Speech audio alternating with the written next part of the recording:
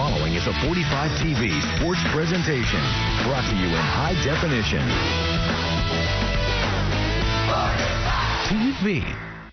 Put your hands up, put your hands up, come on, put your hands up.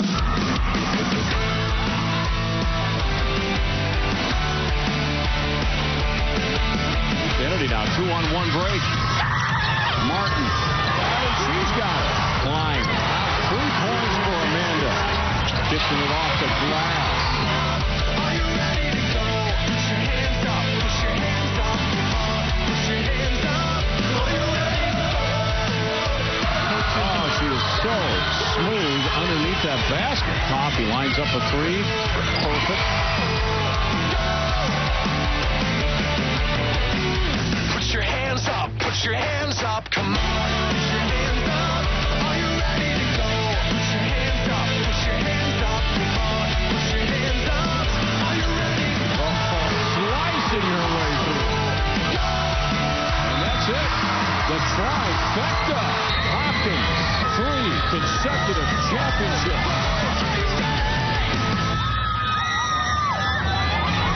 Welcome back to Williams Arena. Our coverage of the State Girls Basketball Championship continue here on 45 TV. We have the Class 3A Championship game for you. Straight ahead, Park Center taking on Marshall. Chris Long with you here on 45 TV. Joined as always by Jenny Johnson and Marissa Layton. Jenny, Marshall survived a game where they shot 27% in the semis to get here, and they did it with defense. What's the key tonight? Well, I think for Marshall, they're an exceptionally balanced basketball team, probably the most balanced in their scoring of any team in the state tournament. That's going to pose a problem for Park Center. Park Center has a superstar in Kayla McMorris, Marissa. Yeah, Kayla McMorris is playing at Wisconsin next year, but I think the keys to today's game are the 2 freshmen, Danielle Schaub and Michaela Hayes. So it's the Class 3A final. Park Center against Marshall. Park Center got here with a quarterfinal victory over Simley.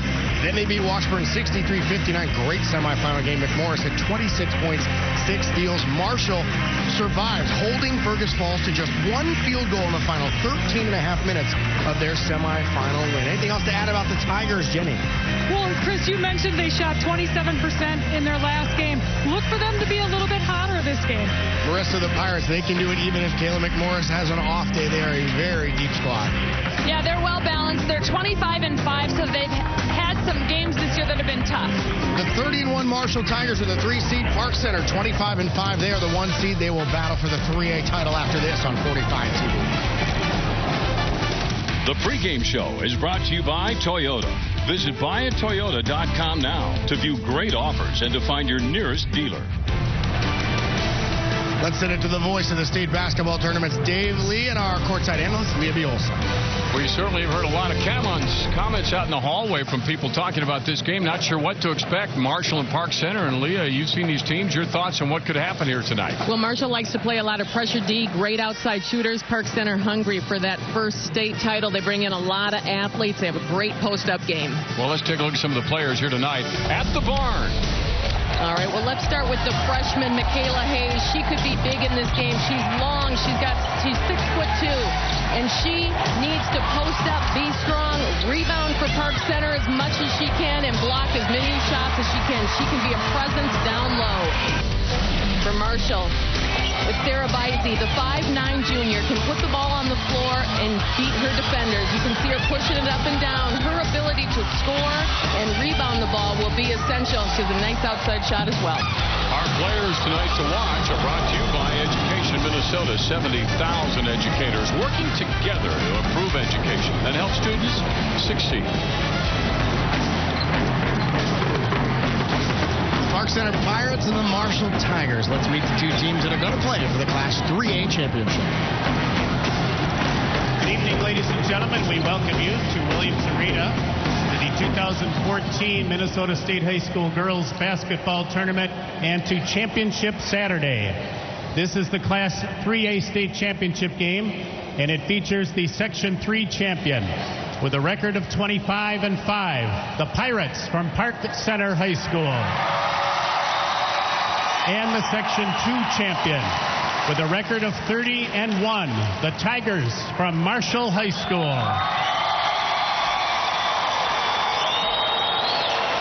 And now let's meet the starting lineups for this championship game. They will be introduced alternately starting with Park Center. At forward, a 5'10" senior, number 23, Kayla McMorris.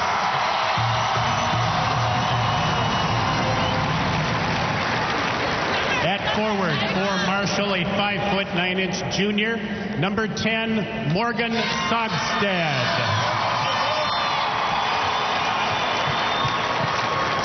At center for the Pirates, a 6'1" freshman, number 22, Michaela Hayes.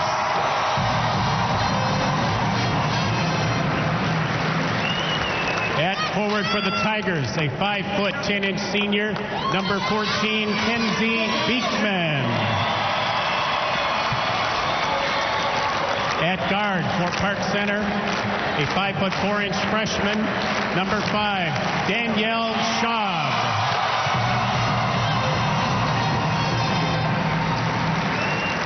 At forward for Marshall, a 5'7" senior, number 22, Hannah Bennett.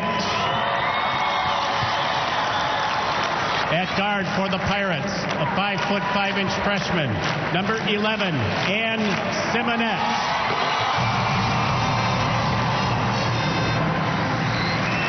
At forward for the Tigers, a 5'9" junior, number 24, Callie Graff.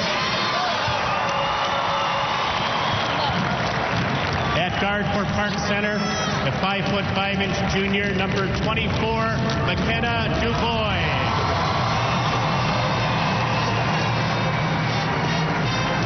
And at guard for Marshall, a 5'9" junior, number 3, Sarah Bicey.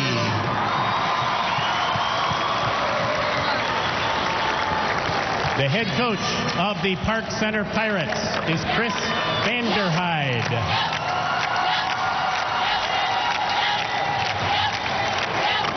The head coach of the Marshall Tigers is Dan Westby.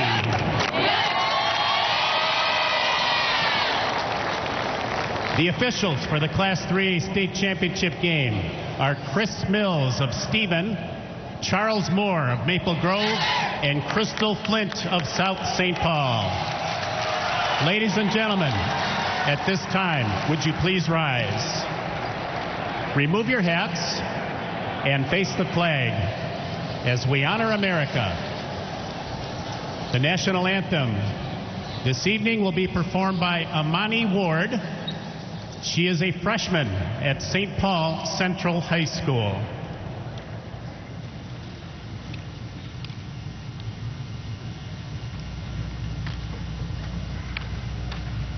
Ladies and gentlemen, our national anthem. Oh, say, can you see by the dawn's early light what so proudly we've held at the twilight's last gleaming, whose broad stripes and bright stars through the perilous fight o'er the ramparts we watched were so gallantly streaming, and the rocket's red glare, the bombs bursting in air, gave proof through the night that our flag was still there. Oh, say does that star-spangled banner yet wave o'er the land of the free and the home of the brave?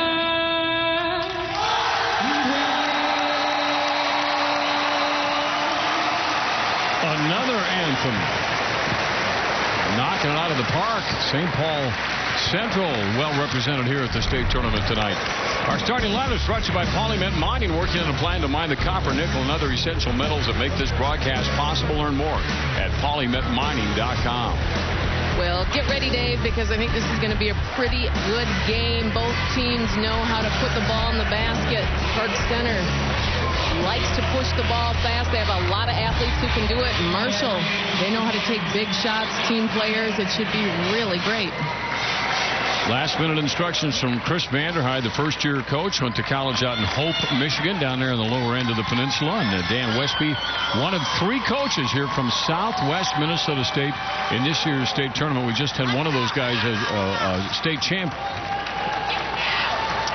in the game before when NRHEG won behind the guidance of John Schultz.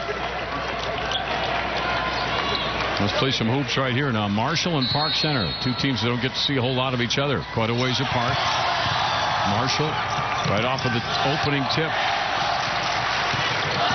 Bicey, this is who Leah just talked about, going in right away, and the ball knocked out of bounds. Let's check out the game plan for tonight. It is brought to you by Perkins, putting it all on the table. Park Center really needs to utilize that transition game and control the paint. They have the post players who can do it. A team effort from Marshall is needed here, and find the 3-ball because they can shoot it. Well, there it is.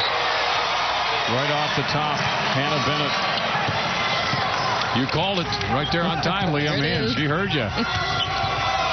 McMorris down to the corner the other way, and that one won't go, and Tigers with the boards. Bicey, fast breaking, getting down in a hurry, and the layup is up and in off of the hand of Callie Graff. 5-0 Tigers. Let's go the other way. Waste no time, Danielle Schaub. Yeah, this is going to be a fast-paced team. I mean, a fast-paced game. Both teams know how to push the ball. Both play pressure defense. Off the hands of the freshman, Michaela Hayes.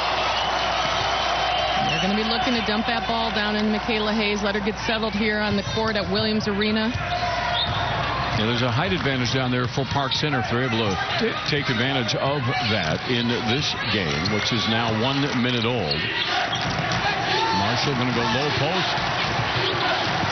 Pick it right back out. Kenzie Beekman. And driving to the lane. And a foul called underneath on Park Center, and that is on Kayla McMorris, the 5'10" senior, on her way to Wisconsin next year. Both teams are really going to have to watch how this team is being officiated. If you go in and you're getting fouled all the time, you're going to have to pull back on that pressure defense. Hannah Bennett.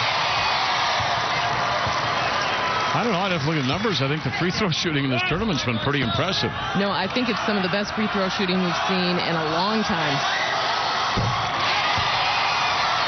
Bennett has had 13 in both state tournament games, and she's off to a nice start here with her team up 6-0.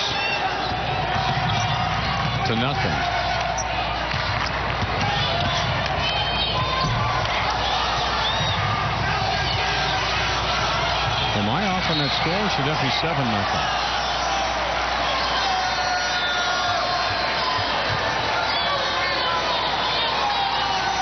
Oh, 6-0. Okay, I missed one there.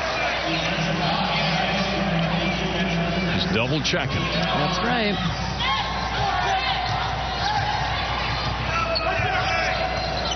Pirates with the basketball. Marshall giving a little switch here to start with the defense. Battle for the boards. Pirates have it. Kayla McMorris, turn around, easy layup for her. Yeah, the stability of the senior, just taking a nice little shot, nice touch around the basket. Marshall leading by 4 and with the basketball. Kenzie Beekman. That is Morgan Sogstead. Back out on top, rotating. Bennett gives it inside, and a nice little fake there to get the defense to move off of her. That is Kenzie Beekman. A smart move by the junior. She's going to have to think twice before she goes up in the paint there, and there she does it. Park Center, good look for 3. Wide open. Rebound, Pirates. That was a quick turnaround, too, boy. She got that ball right back up there right away. Very smart by Ann Simonette. She played a nice game the other day, too. Another freshman in this Park Center team. Tigers trying to dribble inside. Instead, got to kick it out, and that rolls off of the rim. Rebound hauled down by the Pirates. Here they come. Dubois, cross-court pass. Will work it down the baseline. Simonette can't go. Hayes. And there's a big bump down there. Closed caption brought to you by Education Minnesota. 70,000 educators working together to improve education to help students succeed. Coach Westby. Call is on Bennett as bodies were going down. McMorris will inbound the ball. She had 23 in the quarters, 24 in the semis. Ball tipped on the inbound pass, but hung onto by Schaub. Back down to McMorris, and she'll try to run that lane, and she does. Won't go. Good follow and rebound, Beekman. And that's why rebounds are going to be so key in this game. Marshall moves pretty quick, too. When they need to, they're going to try to set their offense off. Beekman, guarded by the much taller Hayes. No shot there. Marshall scores 72 points in the regular season, so this is a team that knows how to push the ball up and down the court. Oh, nice move. Good block, Hayes. That's what she does so well at 6'2". And that's why she could be a game changer in this game, with that ability to block shots and defend the post. And they'll see if they can take advantage of the height as they collapse on her, so they shoot it from the outside, and that's a nice shot by Ann Simonette. Freshmen on both ends of the court for Park Center. 8-6. That's a three for Beekman.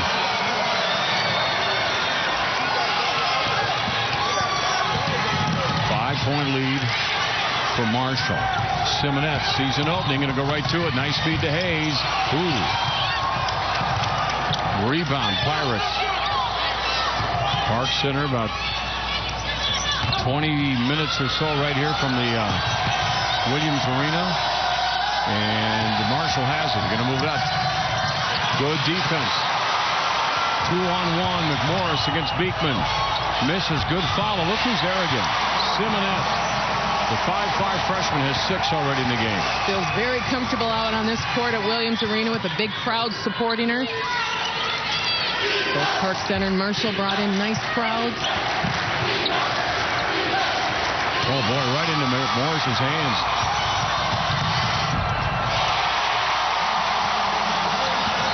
Difficult to stop McMorris. She is so fast. That first step is so quick. Boy, Alexi Sogstead wanted the ball. McMorris was trailing her, but couldn't get the pass from her teammate. Now they'll set the offense. Beekman on the outside. That one's going to be short. Good follow. Sogstead, nice job. They've run the baseline. And that shot won't count. A fall, I think, occurred before they got the shot off down there, but it is on Park Center. Good start to the 3A championship game.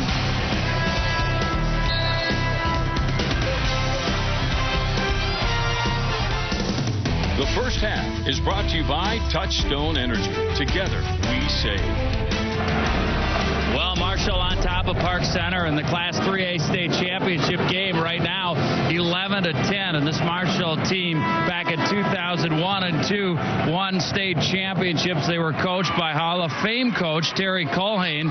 Now 12 years later, their head coach is Dan Westby. He's trying to carve out his own legacy. He's off to a pretty good start. Just weeks ago, he was named the Section 2 3A Coach of the Year. And for the second straight year in a row, his assistant Steph Bott was also honored as the Section 2 Assistant of the Year. They're out to a quick lead in this one, too, Dave. All right, Team Ann here back at action on the court, the raised, the elevated court here at the University of Minnesota Williams Arena. Beekman drives hard. And still pick up a charge. Might use a little arm for leverage, the official said. Yeah, we're seeing the calls both ways, defensively and offensively. You see her come in a little bit, use her arm just a little bit to create a little space.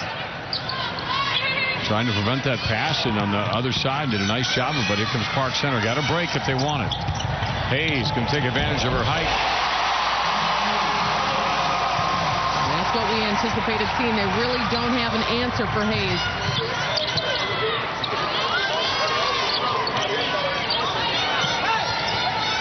That is Sarah Bicey, the junior.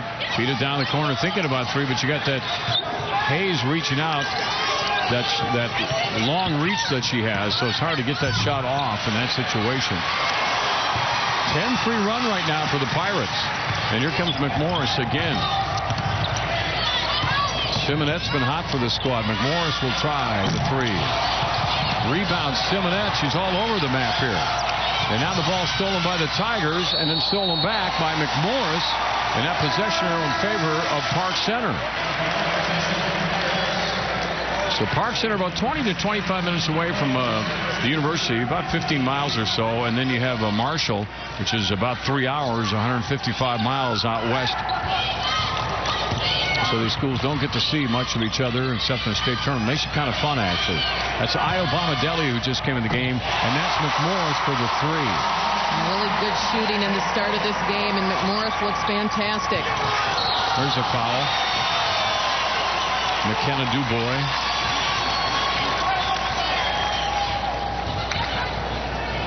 Four-point lead for Park Center here on the state championship game. Good look at Chris Vanderhyde, the first-year coach for Park Center. In a state championship game, nice way to start. Yeah, how exciting for him. So, he said it would mean so much to his community to get that first title at Park Center. Bicey trying to drive and forces the action. It's Danielle Schaub, who came on as a starter for this team too, Leah. Yeah, she has done a fantastic job as a freshman, coming in as her sister Hannah Schaub is out with a knee injury. Beekman.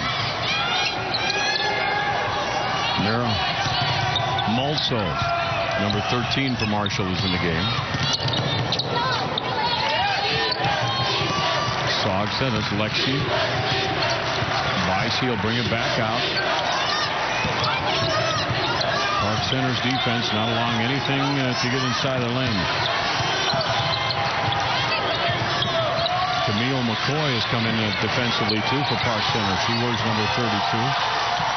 Bicey, good defense by Park Center, and Marshall's not going to force anything. Marshall just taking their time. They have a couple open looks. Park Center comes in averaging 66. Actually, Marshall has a great move and a rebound, and that is Mulso. Park Center, Marshall rather, is actually second, I believe, in 3A in scoring. Of course, number one, Waconia, man, they were popping over the century mark a fair amount this year.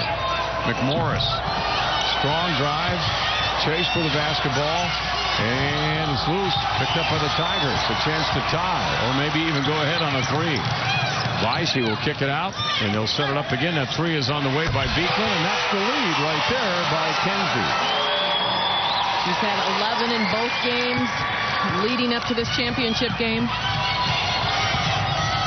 Simonette trying to drive, then they try to draw the charge. She turns around, and she is having a strong first half. 8 points already to lead her team. Yeah, in all of these tournament games, we've seen a couple players who come out strong right away, and Simonette has been that player for Park Center. Park Center by 1 point in this game. That's Sarah Bicey, the 5'9" junior. 8 points in the first game, 13 in the semifinals. Yet to score in this one. Fake, and then the runner. Good board work underneath, and a foul on Camille McCoy. So Morgan Sogstad missing the shot and following up on it, and ends up with a foul on Park Center. Timeout on the court. 9:04 to go in a fast-paced first half from the U of M. Tournament fans, log on now to prep45.com to order this or any of your favorite games. This is the one we saw late this afternoon. Make the memories of your favorite athlete last a lifetime with your own DVD copy of the Minnesota State High School tournaments presented by 45 TV and Grand Stadium.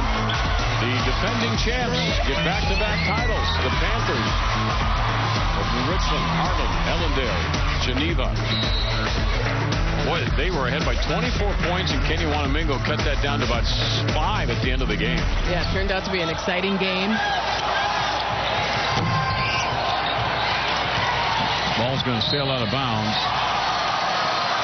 And it will go to Park Center. And you can see a surprised look off of Kenzie Beekman's face. 17-16. Good start to this game. Danielle Schaub will take it up. Beekman will force her to go left. Look at that. And into the trap. She gets rid of it, recognizing the play pretty darn well. Olivia Peterson is in for Park Center. She wears number 13. Schaub, they got a double high post up there with McMorris and Hayes.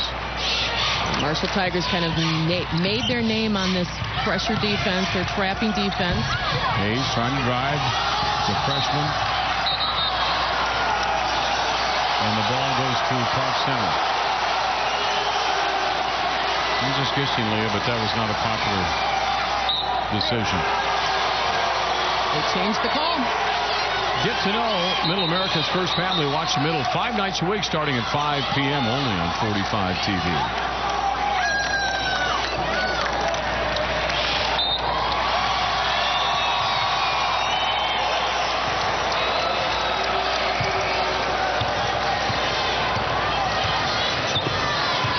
And after all of that, it's Marshall's basketball.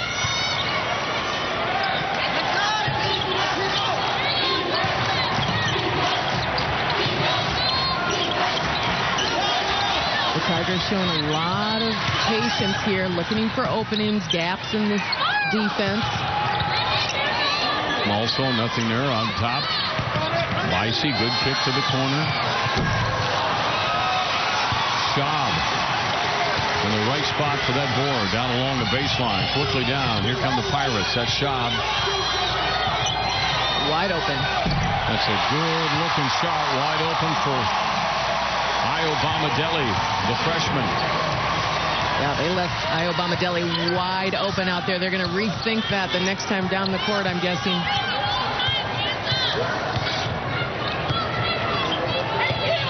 Three-point lead for Park Center. Hannah Bennett dishes it. Sox a nice fake to the basket. Nice soft touch around the basket from Morgan Softstep. 1 point lead for the Pirates. Moving right along here in this first half. Danielle Schaub, all 5'5"er, the freshman for Park Center. Iobamadeli dishing it off. Schaub picks up that pass. Go to the other side. McMorris, she'll take it to the hoop. Driving. Follows her own miss, and ball goes out of bounds off the Tigers. Morgan Sogstead.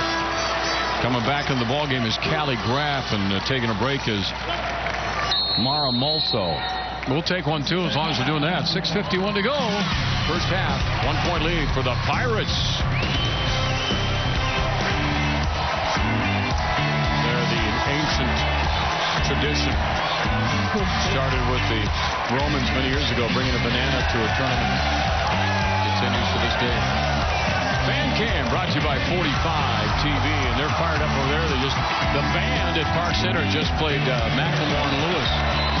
Let the kids all Jews. That guy's a little horse here at the game tonight. The Pirate. Ready to go. A long distance three by McMorris will fall off the rim. Rebound hauled down by the Tigers. Look at him push it. Beekman, nice pass to Vicey on the other side. Not going to go. McMorris with the board. Wow, that was drawn up exactly the way you wanted, except for that very last part. Yeah, it hurts to see a little bunny like that just roll off. All about touch right around the basket, though. Again, you know, Marshall is a running team, and don't be surprised when they push the ball down like that. Again, as we said, the second highest scoring in 3A basketball and girls basketball this year. We talked about Ann Simonette at the top of the game. She has 5 rebounds for her team right now, and she's rebounded the ball very well in this tournament. 7 in the quarterfinals, 6 in the semis. Just a freshman and only 5'5". Yeah, that's impressive. McMorris off the pick, just about taking that shot. We'll go to Hayes down low. Nice run to the hoop for Michaela. They need to go to Michaela Hayes early and often because she can continue to do that. I don't know if they're going to have to front her or what they will do to stop that, but she has some great post moves for just a young 9th grader. Sarah Vicey off to Callie Graff. Graff looking inside for Vicey, circling all the way around down the lane. And now she'll attack the basket, not get it, but she will draw the foul, and that will be on, I believe, Michaela Hayes.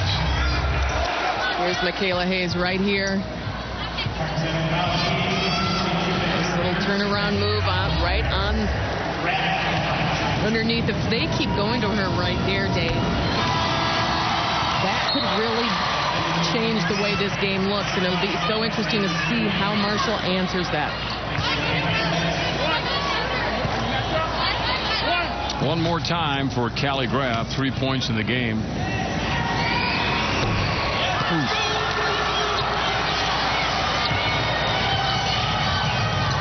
Shaw going to get it over to Simonette. Shaw and Simonette both, as Leah mentioned, freshmen.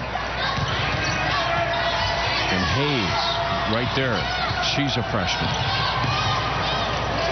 In the state championship game, you got 3 freshmen out there for you. That's a pretty good sign of things to come. Simonette right there for the miss, and Beekman's going to draw a foul, I believe, or somebody is. Either her or Callie Graf down low. Yeah, that'll be on Kenzie. It'll be her second. So she'll come out of the game, I'm guessing. As we hear the horn, and that's Malsa that's coming in. Beekman will take a break.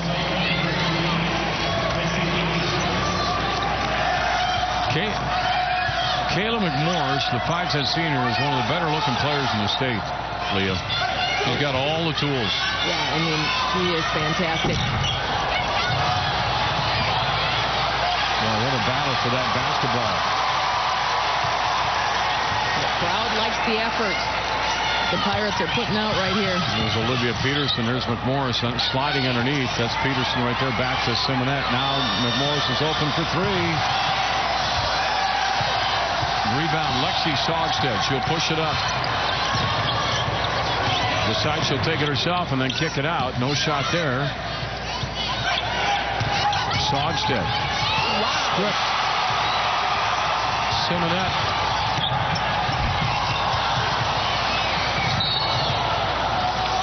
Marshall with the rebound. That was an amazing steal by Ann Simonette. She just took that ball. Yeah, you know, I mean, a lot of focus on Michaela Hayes, there should be, but Ann Simonette is, she's going to be a player. 21-19. Kayla McMorris, the senior. Kick out. Schaub is open in the corner. A little cold right now on the outside shots. McMorris fighting her way inside. And now on the rebound, a foul. And probably on Ann Simonette. A little too aggressive, but I guess you keep going till they say you can't. That's exactly right. Morgan Sockstead does a nice job of getting the defensive rebound there.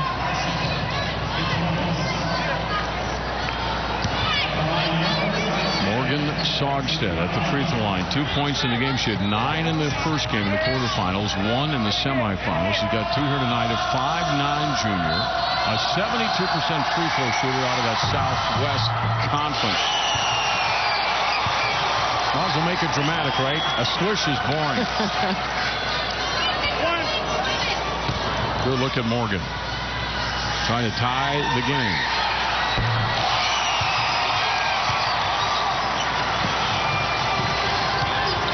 We mentioned 9 of these Marshall players are on the state championship volleyball team, too. These ladies have been together for a long time. It shows on the basketball court. Fun game here. Hayes kicks it out. Olivia will take the shot, just misses. And on the board, again, just a good battle for it. Here comes Sarah Bicey now to lead the charge. And Morris almost getting the steal.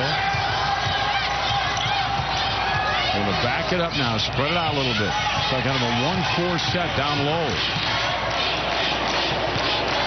Well, you got a mismatch size-wise down low. And they're looking at it right now. That's the one they saw. They'll kick it out to Malsa for the shot. Rebound Marshall, and the shot is up and a foul is called. That was Morgan Sogstead again. Who's going to go right back to the free throw line on the fall on the Pirates. Morgan keeping her team in this right now with her rebounding on both ends of the court.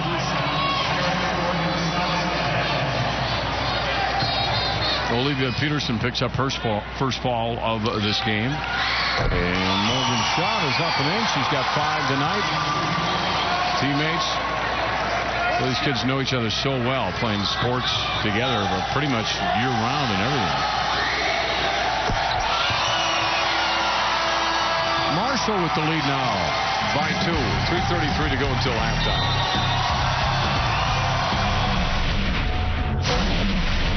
In last year's Class AAA title game, De La Salle took on Red Wing. The Islanders had balanced scoring thanks to 25 points right there. That's Alina Starr hitting that bucket. And again in the 20s from her right there. That's Taishana Johnson, rather. As De La Salle won the 3rd straight state title, 65-50. Islanders coach Faith Johnson-Patterson won 3 straight, and she's the head coach of Minneapolis North, and did it with De La Salle. And, of course, Taishana went on to have a nice year this year. And it was Park Center who knocked De La Salle out in sections this year. Marshall on a 7-2 run in the last 4 minutes. McMorris with the basketball. That's Hayes. Right back to Kayla. And they'll kick it around a little bit. Get it organized and settled down here. Good game. Good start to the game. Good crowd. Good energy in the arena. You want to come out and see another good one tonight after this? It should be good. Bloomington Kennedy in Eastview. And the three-pointer is up, and no problem for Danielle Schaub. 1-point lead for Park Center. Little trouble getting the ball in. Tipped up in the air. Bicey has it. McMorris. One-man wrecking crew back there. Chases her all the way up. Now gets in the position of defender on the point. Bicey now looking for her offense to get something cooking so she can set up. Now all of a sudden McMorris dropped down on Malso. They switched it up. Tigers with the ball down by a point.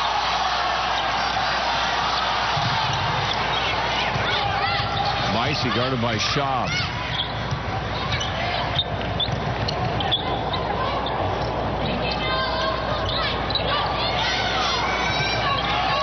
Back and forth looking around. Lexi Sogstead guarded tightly by Simonet.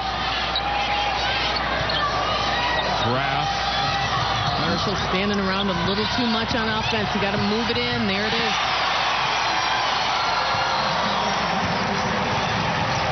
Morgan Sogstead. Strong start. A point lead now for the Tigers. Hayes, corner, got an open look for Simonet, the freshman. Too hard, rebound. Graff. She'll push it up. Marshall does this a lot. And a stop and pop. Hayes, good board, outlet, Schaub. She's going to go down the other way. Take it all the way herself. Block. Bicey. Let's go back. We got a track meet going here. One more time. Another shot. That one is up and in for the Tigers. And Malso has her 4th point. This is an up-tempo basketball game. And look at Marshall's defense, how it works together. McMorris inside. Hayes, the freshman, one more time, and she can't hit it, but she will go to the free throw line. She was fouled. Again, you played with her mom at the U. Dana Jobert sitting on the bench for Park Center. She's the assistant coach. She looks exactly like her mother. Dana Jobert was a great player for the Gophers. Great rebounder. And her daughter has the DNA for it. Jade Schultz, who played in the game before this for her father, the head coach, John of NRHEG, the state champions, in the postgame talk with Tori, asked about playing. There she is. Yeah, there's Dana Jobert. But she talked about playing for her daddy. She said, well, sometimes it's annoying. Yeah, I love that. Very honest teenage girl. Sometimes it's annoying. Yeah. I think it worked out pretty well for everybody. Oh, that's a travel there. Man, fun start. Flurry of activity. Both teams jacked up to be here. They're fired up. They're moving back and forth at a pretty brisk pace. Little break for Olivia Peterson back in the game. Staying fresh is McKenna Dubois. And Dubois crosses midcourt. Looks at maybe a trap and trying to dribble out of it if she can. Over to Schaub. That's Danielle. Dubois almost stolen.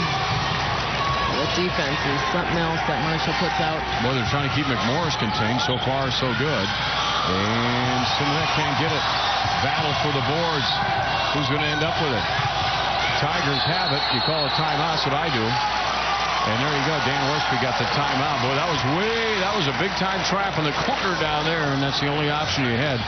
Sometimes I kind of wish they tweaked that rule, because a good defense really has, you work so hard at defense, and you're not really rewarded for it. Right, you get the quick timeout. You're seeing people do that a lot more now, too. I'm not sure how you could draw that rule in there, but I mean, you see it and you think, okay, we're doing everything we want to do. Eastview Lightning against Bloomington Kennedy. The Eagles should be a dandy. They've played twice this year and they've split. In fact, that's the only loss for the Lightning all year. That is our next game. Yeah, really looking forward to that one. I think this evening's going to be good basketball across the board.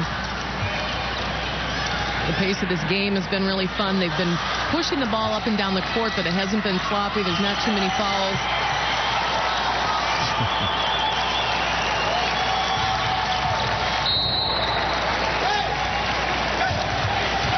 She looks over to her head coach. Coach Westby yells something to him. Remember, he coaches these girls in volleyball, too.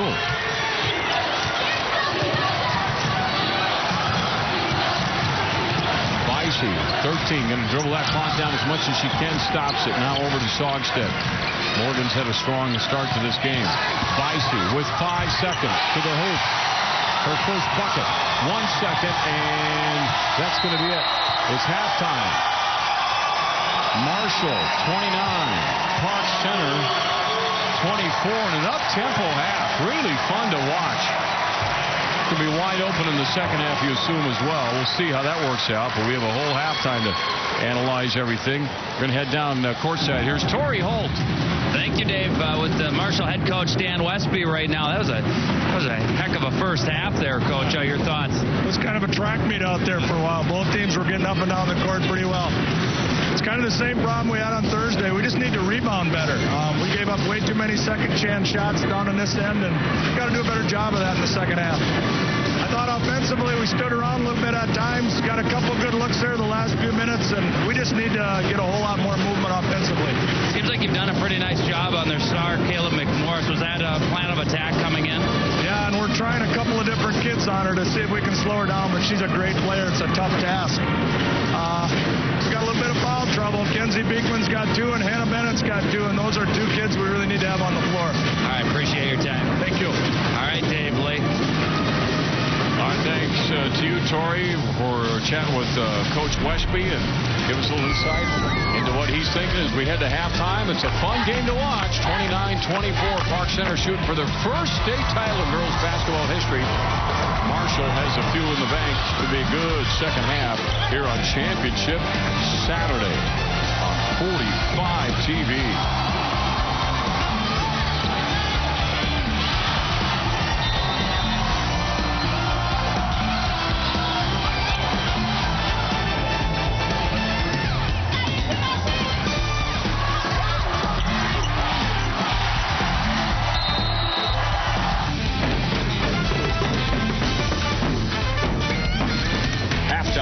To you by Tria Orthopedic Center, bringing innovation to patient care for extraordinary results. Marshall leading Park Center 29-24 in the Class 3A championship that has reached halftime here at Williams Arena on 45 TV. Back with you here courtside. Chris Long joined by John Heyman, the president of the board of directors of the Minnesota State High School League. One guy we're going to be missing tonight, you want to say hello to Dave Stead, the executive director of the State High School League. He's not here, and you've got a message for him. Yeah, Dave's father's in the hospital in Florida, and Dave flew back to see him earlier this week. And I just want Dave to know that we're thinking about him.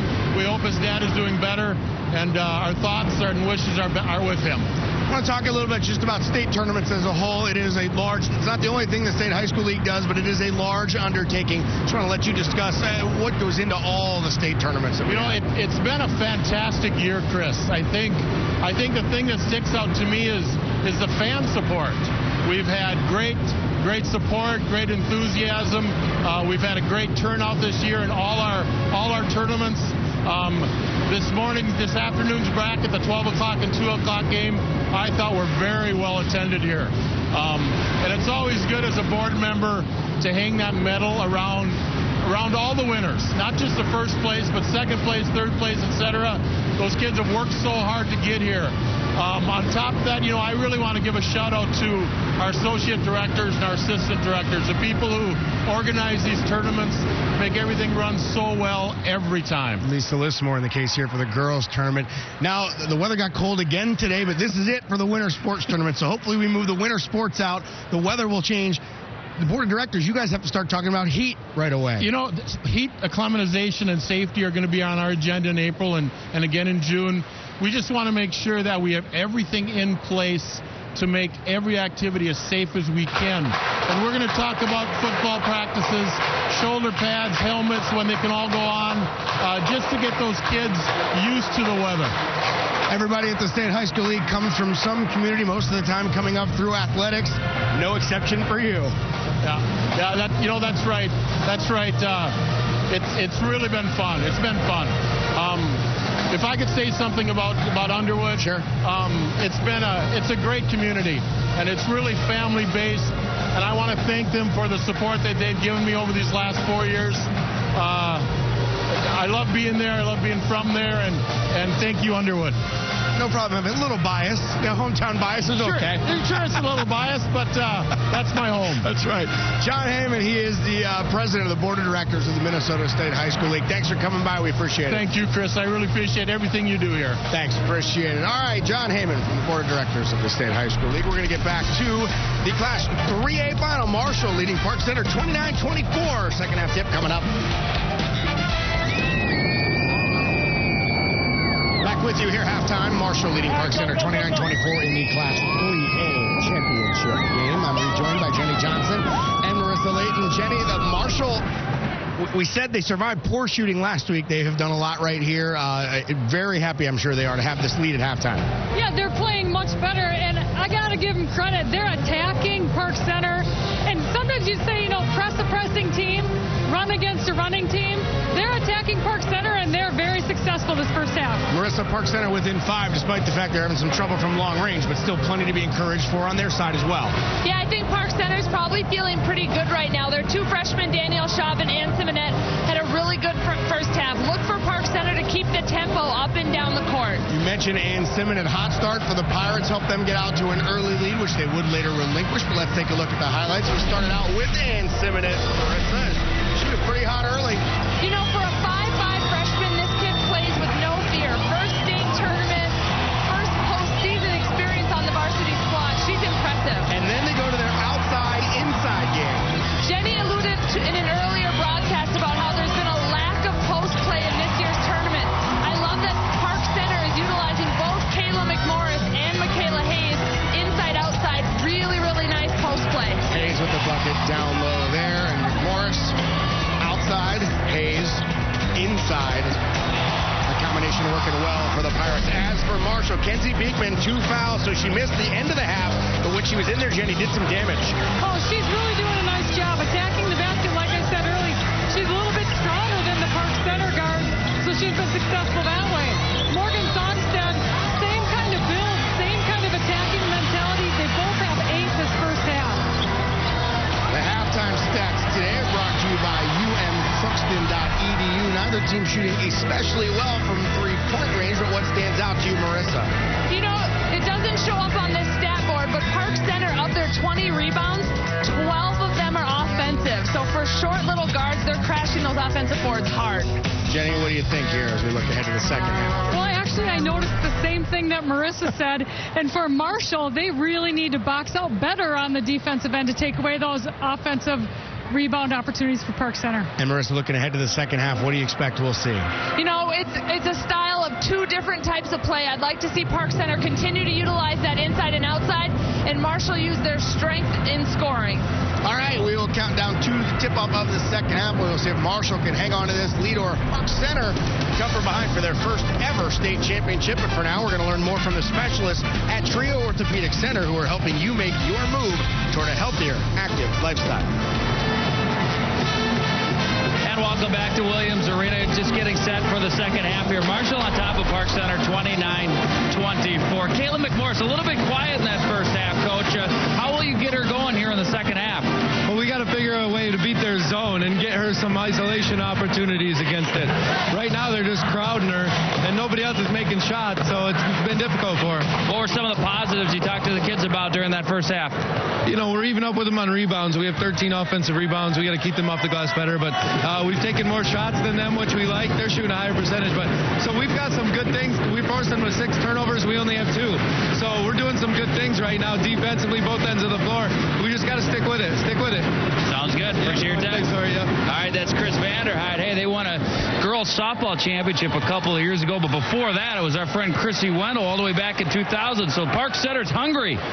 They're hungry, Dave. I don't blame them, and they got the tools to win here, but so does Marshall, so it could be a great second half. I did like that, what he said to Troy there, but you and I chatted about that at the end of the first half, how quickly it moved and the lack of turnovers, and he pointed that out. That has made this game fun to watch. It's been a great game. It's been well played. Both teams taking care of the ball, shooting a very decent shooting percentage, and it'll be really interesting to see how Park Center gets McMorris back into this game, because her play is absolutely critical for them. If you see what she has done in this tournament, I mean, she has been big for them. 24 and 26. She averages 22 on the season.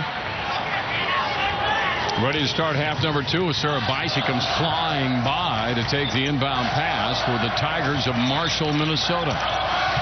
Cross court, Beekman. McMorris tied her up and then draws a foul. That's a tough way to start the second half for Park Center. Number 2 on Kayla. Was a quick series of passes by the Tigers. Inbound pass under the basket. Oh, boy. Defensively, you never want to see that. Offensively, you want to see it as much as you can. Work on it in practice all the time. Hopefully that it works in a game. Marshall, biggest lead of the game right now. McMorris. Kick it back out. Hayes looking inside. She's outside now. They're not going to. McMorris trying to work down low against Bicey. It's a nice little matchup down there. Hayes with the long shot. Not going to go. Rebound. Simonette can't hit it. The 1,000-point scorer, Kenzie Beekman, hauls it down. She's going to Southwest State to play volleyball with her buddy Hannah Bennett next year. Turnover. Traveling. Back into the hands of Park Center. Only 23 minutes away here from the University of Minnesota. Williams Arena, site of this year's girls basketball tournament. One more game yet to come tonight. Hayes, low post. And a foul, and that is on Morgan Sogstad. Did what pretty much she could do, and Michaela goes to the bucket. I know officially they had her at 6'1". We had her at 6'2". And she looks like she's 6'2" to me, Leah. She's taking full advantage of that. But, folks, she is just a 9th grader. Just a 9th grader. Perfect basketball build. Her first free throw that she's made, 1 of 3 now. As we mentioned, Mom is an assistant on the team. Well, Marissa and Jenny talked about it. We haven't seen a lot of great post play in this tournament where you actually have a post player on the block that's being fed the ball, and we're seeing that in this game. Cuts the gap to 5 now, and here comes some three-quarter court pressure in the trap. Bicey gets past it. Boy, they move the ball around fast. Bennett inside.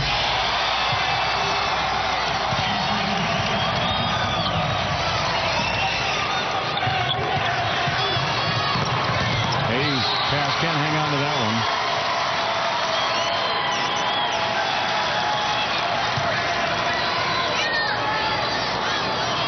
So we're going to see a little bit of full court pressure here. See how Marshall handles this, getting down the court. Bicey, there comes the trap right there. She spins out of it. Still in the backcourt, though. Back to Bicey. Got to get it across, and they do. Bennett off to a good start just inside the line, and the rebound held down by Beekman.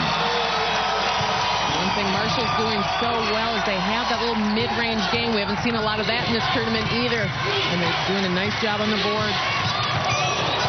Schaub sees her defender go past, kicks it down to the corner. That 3 just off the money, not by much. And Bicey and Simonette racing one another down court. Bicey trying to get the shot off, partially blocked. Hayes hauls down the miscue and hands it over to Dubois. And Dubois will take it off to the left side. Open look for shot. Oh, no, rims it. Can you get closer and miss? I don't think so. I know how frustrating. I really like the game of Danielle Schaub. She's confident. She can hit big shots. I can't believe that one didn't make it. Sogstead, and then she's tied up underneath, and guess who's down there doing it? Danielle Schaub. The 5'5" freshman comes into tied up, and that's a possession arrow in favor of Park Center. I love that little mid-range game right here. Well, Beekman goes up right there to hit the layup, but the fact that Marshall is looking for those little shots inside, not just going for threes, has been nice to watch.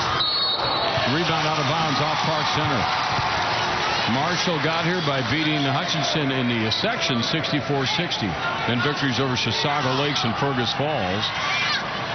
And Park Center looked really good. We watched them the other night, Leo. Yeah, these are two very talented teams, and I was interested to see how they would look against each other. Steal by the Pirates. Simonet, who had that strong first half, lays it up and in. 10 points in the game for her. 7-point lead. Marshall now 3-on-2. Good looking bounce pass and put up and in by McKenna DuBois.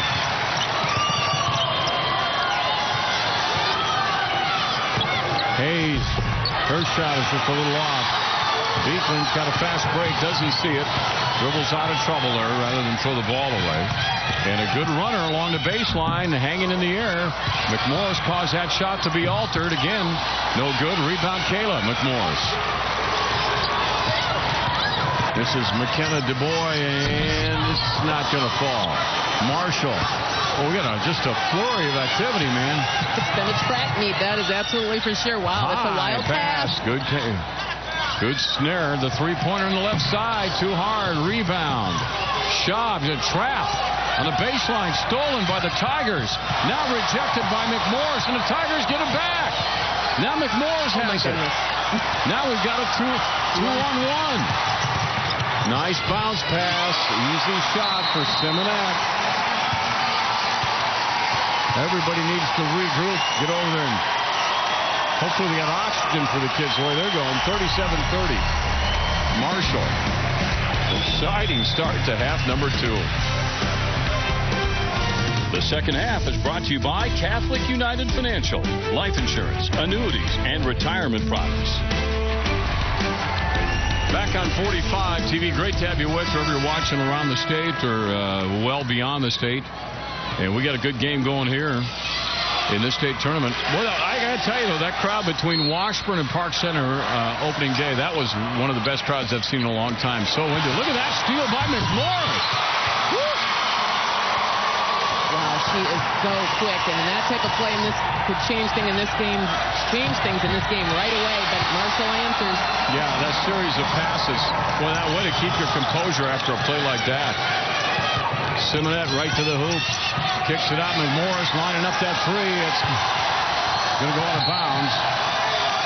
Don't you love the way Ann Simonet went after the basketball, though? She's trying to chase that baby down just in case. Yep, she has been all over the place in this game. 12 points. 2 nice-looking squads out here tonight. Fans are having a great time watching this one.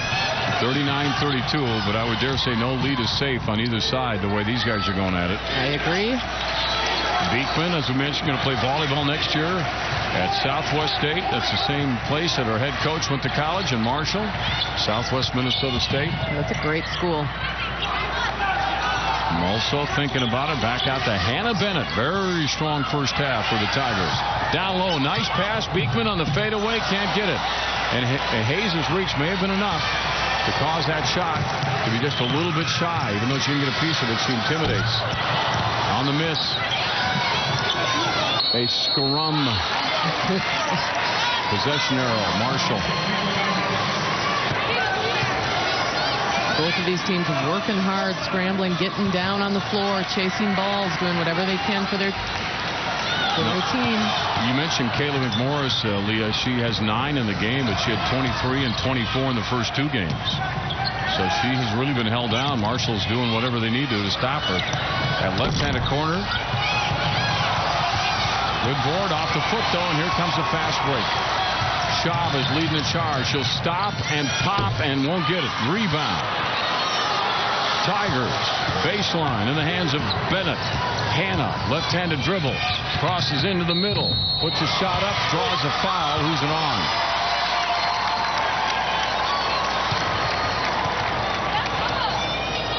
Yeah, I like the way Hannah Bennett goes into the paint, but she kind of knows she's not going to make the shot as she sees Hayes in there and just kind of throws it up. But that's how you do it. DuBois picks up the foul, and at the free throw line, Hannah Bennett. She is 2 of 3 now from the line. She has 6 points in the game. She's had games of 13 in both the quarters and the semis. One more time for the 5'8" senior from Marshall, who's going to play volleyball at Southwest State as well next year. They're three-time state champions in volleyball, and their head coach of volleyball is the guy guiding the team in basketball too, Dan Westby. McMorris double team, gets rid of it right away. Schaub kicks it out. Good open look for 3. Bingo. Coach Vanderhyde talked about that press, trying to get them out of that defensive zone. Well, that type of shot will do it. Stolen. Simonette just hit the 3. Is going to go down. Beekman heads up play.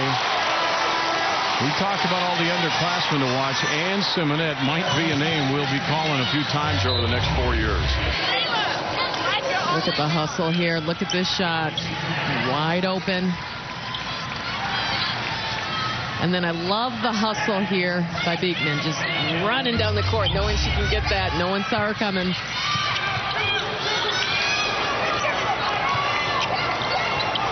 DuBois will feed it back her left-hand side.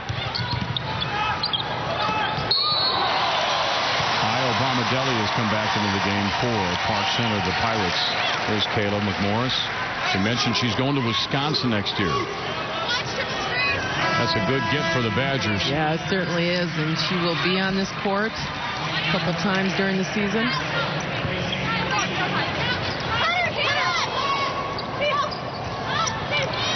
Out on top now, Schaub. Her team down by 5, trying to come back in it. That's Io Bomadelli right there. She's also, by the way, a freshman. Whistle down underneath on Marshall. Also picks up the foul. Her first.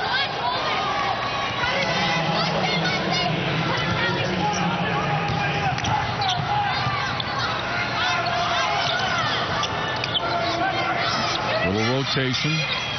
Wicks, here's a quick pass it to McMorris, trying to get matched up down low. Yeah, McMorris is working hard in there, calling for the ball. The 3 from the other side. That'll be short. McMorris had the rebound, just lost her balance. And on the save, it goes into the hands of the Tigers, and they'll push it up. This is what they do. They like to run. High pass. What a save on the outside. And then the 3. Oh, what a series of events. Hannah Bennett caps off a spectacular effort.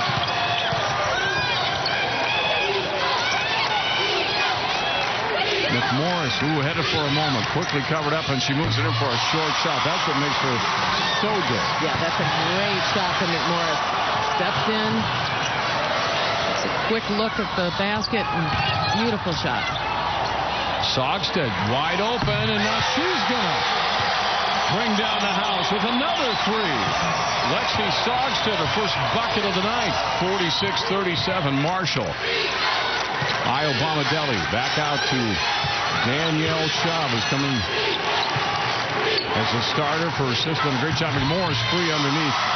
Well, she's good if you keep her down in that low post. Well, anywhere really, but if you get her the ball, she can maneuver. High pass, trouble. Schaub, McMorris, spin, foul to go to the line. Marshall a little bit out of sorts right there. Need to calm down a little bit. But look at this great save here by Marshall. That is amazing. And then Hannah Bennett with the big shot. 13 points in the game for McMorris, and she's having a good, strong start to her second half after really being contained for the most part, as much as you can contain her. And now she can make it a 5-point game with the back end of these 2. Leading scorer in Park Center history right there, Kayla McMorris. Timeout. 9:52 left in this championship game for 3A in Minnesota.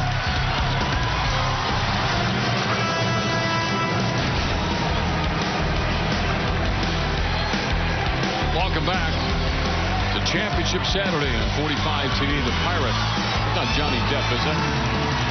Hard to tell at this point. Tonight's game summary brought to you by Toyota. Visit buyatoyota.com now to view great offers and to find your nearest dealer. What a great game we're watching here. Simonet comes out right away for Park Center. Look at you, 15.7 boards. Beekman been absolutely huge for Marshall. Nice team game for both sides. Marshall breaks the pressure.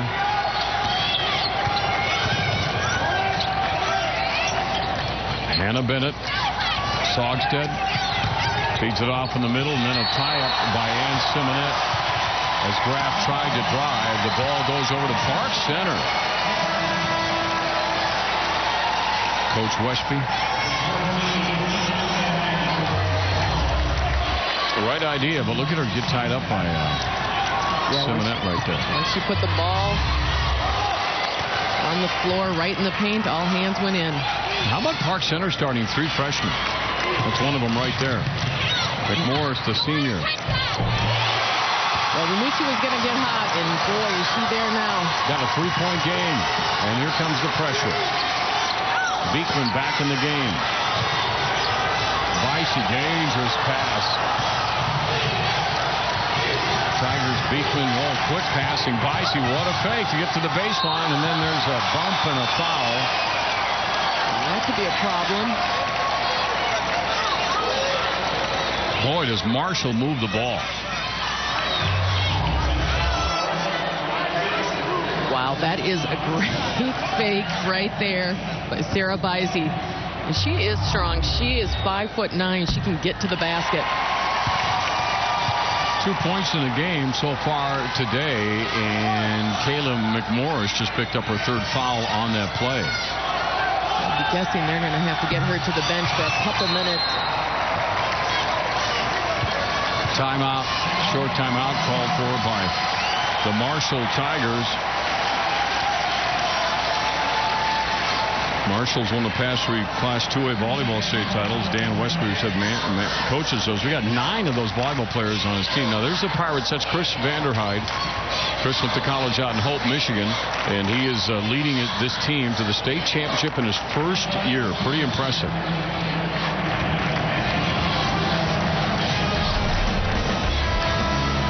These are players that we've seen in the tournament, and this is where they are going to college. We saw Chase Foley earlier with Washburn headed to Iowa. Kayla McMorris in this game right now going to Wisconsin, another Big Ten school. But Carly Wagner just picked up another championship, is headed to Minnesota. I like Tanoa Wade, too. I like her as a player a lot. And we'll see her in the next game. Yep, we'll see her coming up. Bloomington Kennedy against Eastview. Under 9 minutes, Park Center closing the gap to within 4. They'll bring the ball up in the hands of McKenna Dubois. Back down the quarter to Io Bomadelli, and then right back to Schaub. She's got the open look. Io Bomadelli going to bring it right back out for her Park Center Pirates.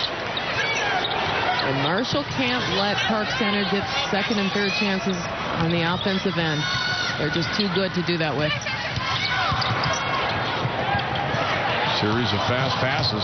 Schaub might have been benefited a bit by dropping that because she got everybody kind of off guard. Unfortunately, didn't hit the layup. So now Beekman has the ball for Marshall. The Tigers with the lead. They led at halftime 29-24, so not a whole lot has changed here at this point. Sogstead can't get it. Vicey fighting for the board, pulls it down, and draws the foul, and should go to the free throw line. Marshall's cooled off a little bit on their field goal percentage, but they're getting to the free throw line. There's the rebounding Sarah Vicey. She's 1 for 3 from the line. She's a 79% free throw shooter. 4 for 10 on 3-pointers for Marshall. 3 for 24 for Park Center. Vicey with 4 points in the game now. 8 minutes to go. 5-point spread. Park Center. Both teams can hit the threes. Both teams can run with the ball. It's a nice matchup. A really nice matchup.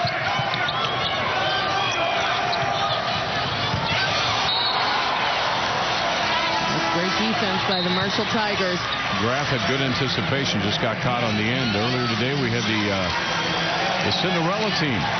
Winnie Mac winning the state championship today in the A, unseeded. And they looked really good. And then you had NRHEG, the #1 ranked team, undefeated all year with Carly Wagner. They won this afternoon. Now we're into game 3, and that's the 3 we're talking about. It's a good look out there for Graf. Knocked out of bounds by the Tigers. Marshall came into this tournament riding a 37-game winning streak in their Southwest Conference. Rotation. Left side shot for 3. McMorris. Is she over the back? That's 4 on Kayla. I was just getting ready to ask how long they were going to keep her in this game. Marshall, what they did well on that is they blocked out. You know, isn't it funny? Got Kayla, she has 16 points. Somewhere in that vicinity, and she is, you're saying, man, they're keeping her contained. Right. That's how good she is. She's a great player, and she makes a big difference to this team, and we're not going to be able to sit her for too long. See what the Tigers do here now. They've got a 5-point lead. Beekman all alone. Strong board by the Tigers, but we'll go right back into trouble. Here's Iavama Deli. Another travel. Yeah. Right before she started to the hoop.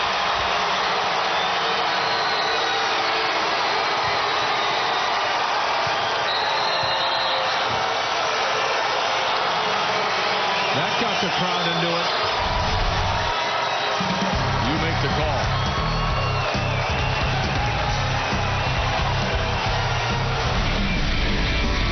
The 5'11" senior Kenzie Beekman has looked good from the very beginning. Attacking the basket, shooting from outside. Doing the dirty work, getting the boards and putting it back in.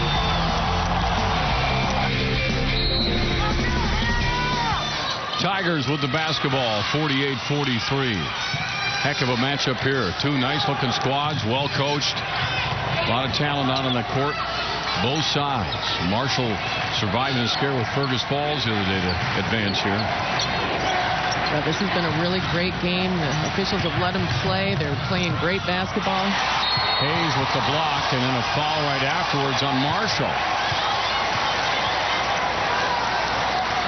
Ball will be inbounded by Park Center. McKenna will pick that ball up, and she will throw it in. McKenna DuBois, juniors, 5'5". Into Danielle Schaub, the freshman, starting freshman guard, also 5'5", filled in for her sister. Quite adequately, I might add.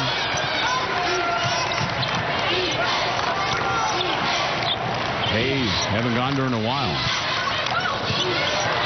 The three-pointer's on the way. Rebound. All about boxing out from Marshall. Almost lost it right there. Graf. And the ball knocked out of bounds by Park Center. Just got a hand in on the late. Almost stole it from Hannah Bennett, actually. Also coming back in the basketball game.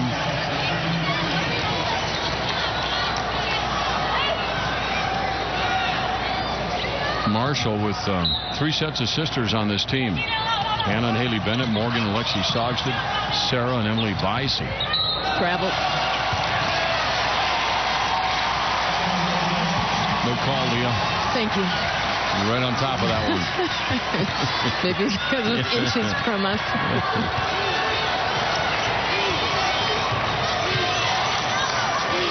Park Center girls basketball, first time ever in a state tournament, and they're in the title game. 48-43. The pace has slowed just a little bit here in the last few minutes. It was just a flurry of activity in the first 10. Three-pointer on the way. Not good. Rebound. Well, they're boxing out pretty well, both squads. They really are, and those defensive boards have been big. Nice feed. Lexi Sogstad gives it up. But Morris is going to be coming back in. Also with her 8th. Again, one shot. This time Vicey got Beekman down there. Couldn't get it to her because of the defense of Simonette. Also again feeling it. Beekman there. Read it perfectly. Kenzie Beekman, a 1,000-point-plus score. And now suddenly a 9-point lead with 5:04. Timeout called by Coach Vanderhyde just to slow the momentum out here. All of a sudden you say the game was a little bit slow and then boom. 6-0 run for Marshall right now. Yeah, this is going to be a game of runs. Both of these teams are so up-tempo. They can push the ball. And, boy, but Marshall doing a great job of boxing out and getting those rebounds. Once McMorris is back in for Park Center, I think you're going to see her attacking more and more because her play and her ability to score is critical. Well, the clock has gone to 20 minutes and there's no score at 0-0, so. There we go. It's close. Because they might have Isha and Kennedy might have to come out of the locker room early. So scoreboard, a little malfunction. They're getting that fixed right now here in this game. The only loss of the year for Marshall was the Sioux Falls, Washington, 70-56. You told me they had a nice team down there this year. Yes, they did. That team won the state tournament for the big schools, so that was the only loss. Some of the highlights from this game so far. Here come the Tigers. Malso.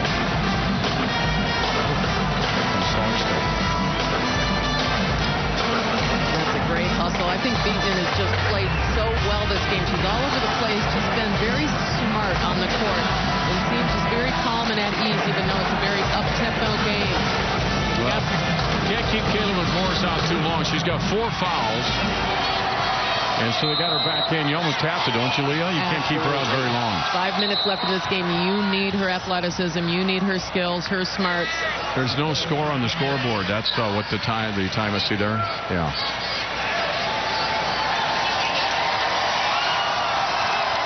Well, Marshall fans were excited up from 52-0 here. Now we're ready to go.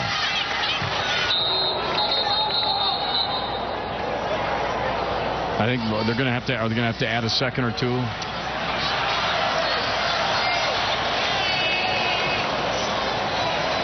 There we go. 5:04. Let's go while we're feeling good about everything. Exactly, and I don't want these players to lose any of the tempo that they had. By the way, Kayla McMorris is a Miss Basketball candidate. She's 1 of 5. We get to see them all this year in the tournament. Pretty cool. Yeah. There she is right there. Look at the double team they try to put on her. She's fouled. Helped up. Little sportsmanship there here at the state tournament. Like seeing that. And there's Kayla.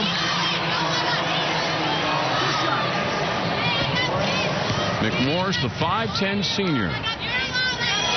And from the line tonight, 3 of 3. As I mentioned earlier in the first half, I'm telling you, she had 23 in the opening game, 24 in the semifinal game in the win over Washburn. I love the fact that she can rebound the ball. She's 5'10". She had 14 boards in the quarter. Marshall looking at pressure and getting it across quickly. Lexi Soxton holds it to Kenzie Beekman. Beekman of the Tigers. Vicey. I think they're going to slow this thing down now. Bennett and Malso. Well, we're at 4.5. Body's going down.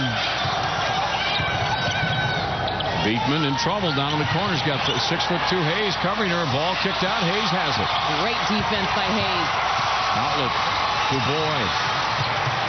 Schaub thinking about it. High pass to Hayes.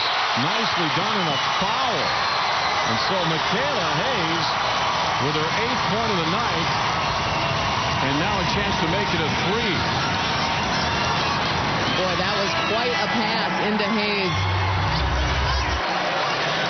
Look at Schaub leads her to the basket. That's a beautiful pass for a post player. 5-point game. Lots of time. 4 minutes and 12 seconds left. The freshman calmly makes it a 4-point game. Great game here at Williams Arena tonight for the 3A title. This is Sarah Vicey. Traveling. Center feeling very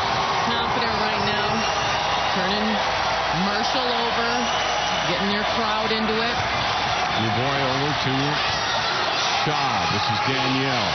Over to Ann Simonette, back to Schaub. Simonette wing. Trying to go low to Hayes if they can. You got a high-low there with McMorris and Hayes. Now both go low. Tipped out by Beekman. Timeout. 52-48 is our score. 3:45 to go in this game. On 45 TV's Championship Saturday. That's what you're viewing right now, and we got a beauty here for the State 3A. The Pirate getting a good look at his Pirates coming back.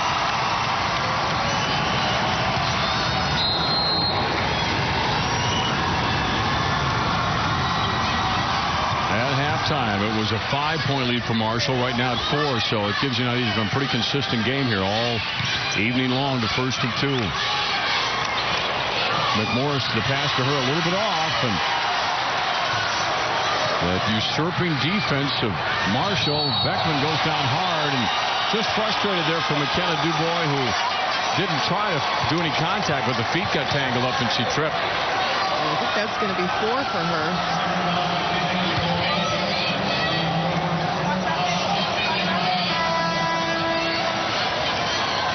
That's Coach Westby looking on. Kenzie Beekman will be at the free throw line, 14 points a game, and then nope, they're going to put it back now. No bonus here. Beekman, little give and go. Well,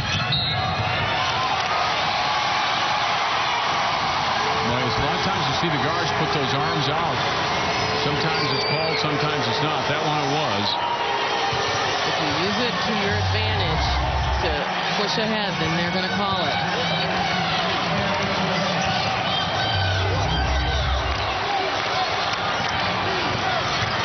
Park Center coming up on the 3-minute mark now.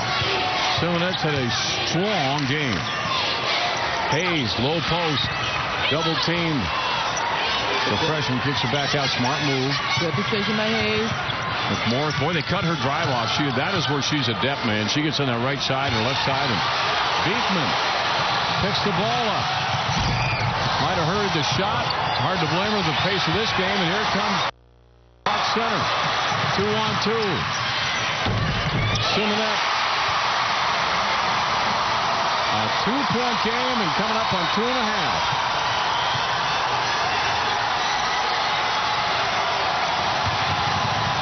Tigers. Hannah Bennett. They are going back and forth on this one, and boy, has the tempo picked up. Park Center, their first ever girls' state tournament. Marshall's been here before. They've won it before. From the corner. That makes it a 1-point game.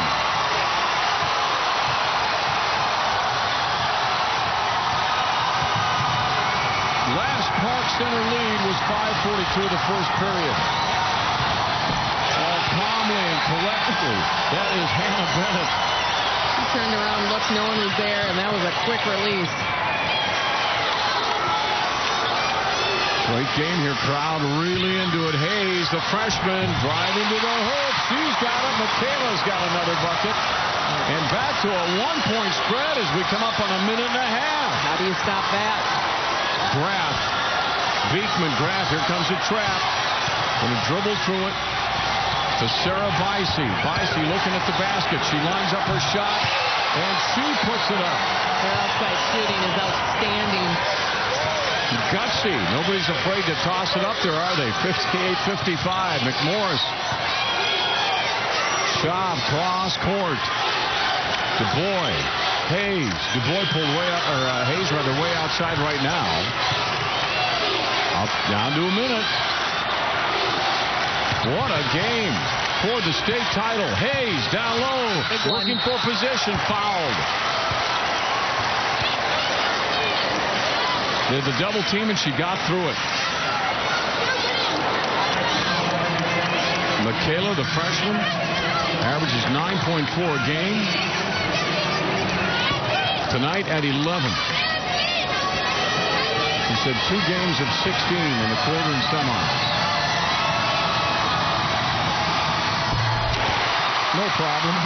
That's a great free throw for a freshman. She looks so calm and collect on that free throw line.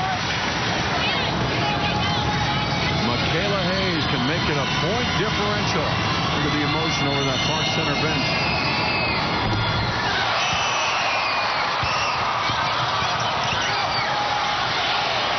Pass to Bicey. Ball is loose. What's the call?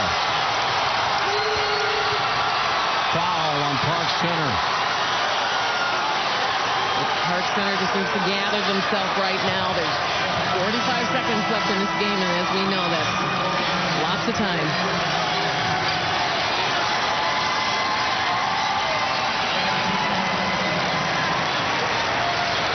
You can watch it. You can be the referee at home. What do you think? That's her 5th ball. Yep. McKenna, the boy. With 5 fouls, always challenging for a player and star. She's played a good game. Now at the free throw line, you have Sarah Bicey. She's 2 of 4 from the stripe. And she makes it a 3-point game. Still 45 seconds left in this baby. Plenty of action.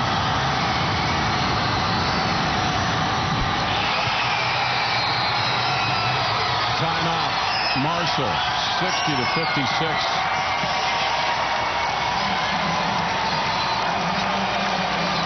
The Park Center comes down to the other end of the court.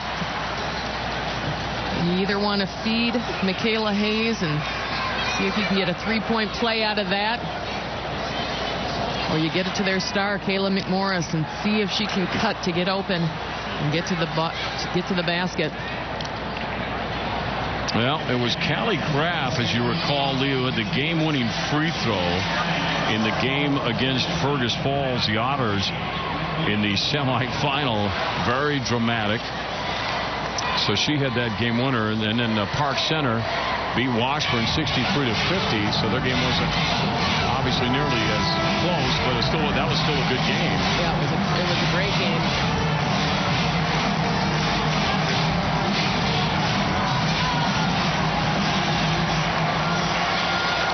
Well, I'm guessing here in a few seconds there won't be anybody sitting. In fact, I don't think there is right now, to be honest, as I look around the arena. Everybody standing. Yeah, the crowd has been into this game from the very start. Fashayo Bomadelli is in there again. She gets a lot of playing time. Back in, so nothing new for her to be in the game.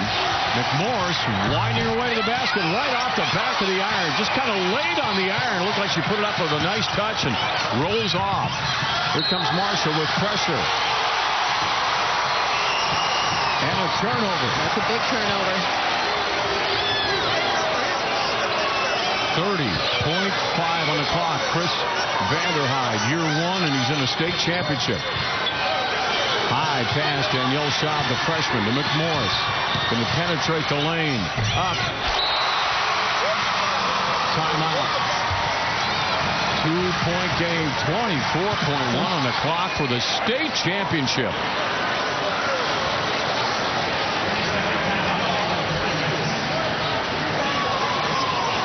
Look at these faces, man. And people are a little bit nervous in here. Look at the fans. This is who you want to have the ball at the end of the game. Their senior leader, McMorris, and she hasn't been able to attack the basket as much as she wanted, but at the end of the game, she will do it. And that's because she's working with 4 fouls right now. Has been for the last 5 minutes. Actually, longer than that. She sat out for a while and then came back in at the 5-minute mark. But nobody attacks the basket better than her. And she's going to do what she does best. Now, these two teams are putting on a nice show for everybody. Great game, great matchup, great venue tonight here at Williams Arena at the University of Minnesota. Let's see if Marshall can get the ball down court with this pressure. Bicey across half stripe, and then a ball goes out of bounds. Better set foul. And that is Kayla McMorris, and if that's number 5 on her. 20 seconds left. She tried to draw the charge. Just waiting till she has to go out. You can watch it.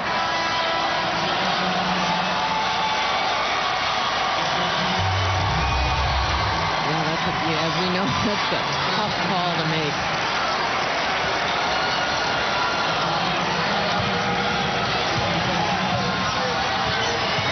What's going to happen right now from this point on? Here's Boise, just hit their last two. Rebound, Hayes. Park Center has a chance to tie or go ahead. Job. There's a whistle timeout for Park Center with 14 seconds. So do you go for that shot as soon as you can? Do you wait? All right, Coach Olson. Oh, I wish that McMorris was in this game, but she's sitting on the bench. So I'm going, you know who I want to go with? I love Ann Simonette's game. I love her outside shot. I'd like to see her take that shot. Would you let her take a three if she had it? If she's wide open. If they forget to cover her, she's wide open. I say take that three to win this game. If not, I like her inside that three-point line. She's hit 2 threes here in this later stages of this game. But then did you go down low? Do you go to the freshman Michaela Hayes, who has a decided height advantage down there at about 6'2", but she's been double teamed all night. Yep. So we have to see. We got to read the defense. I trust either of those two players. They're both freshmen. They both played great in this game. I love it. I just love it when games like this. You don't have a horse in the race. You just want a great game, and we're getting one. I know, this has been fantastic. Yeah. There's Michaela. Keep an eye on her. The other thing that you have is a pretty darn good Marshall defense. Shaw. Off the screen. Down to 8. The baseline runner picked up. Schaub with 3, 2, the runner, overtime!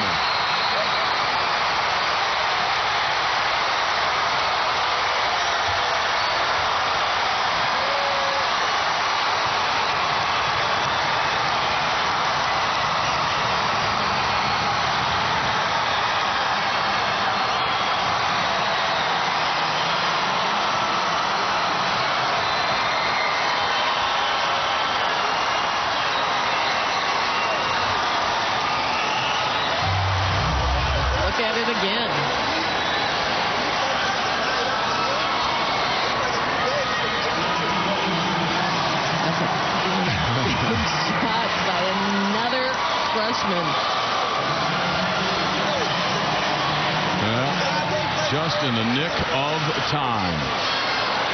State championship in 3A is going to OT. There goes the bench. Wow. Now we head into an overtime. Park Center comes in without McMorris. Well, that is interesting because now you've got 4 minutes on the clock without your star player. But you do have some confidence, I would assume, since she was out when you tied the game up. And Schaub, a freshman, with her 5th point of the night, her first field goal of the second half, sends the game into OT. Well, Ann Simonette has 20 points, and Hayes has 12. We just saw what Schaub can do. I mean, yeah, this team should be feeling very confident. Park Center, and Marshall knows that they can score the ball so well. Both teams, I think, come into this overtime feeling very confident about their ability to win it.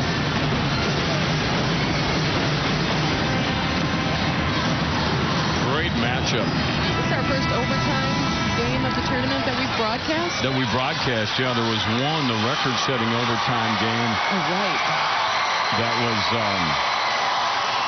played in the quarterfinals. A 93-91 Maranatha Christian Academy lost to Mankato Loyola, and that set a record for most points scored in the girls' state basketball tournament, breaking the mark that was set the day earlier. So overtime, here we go. Marshall right off the tip. Down underneath, they had a player right there, and they see her and find her in Callie Brown. Io Bomadelli back to the game tire right there is Danielle Schaub.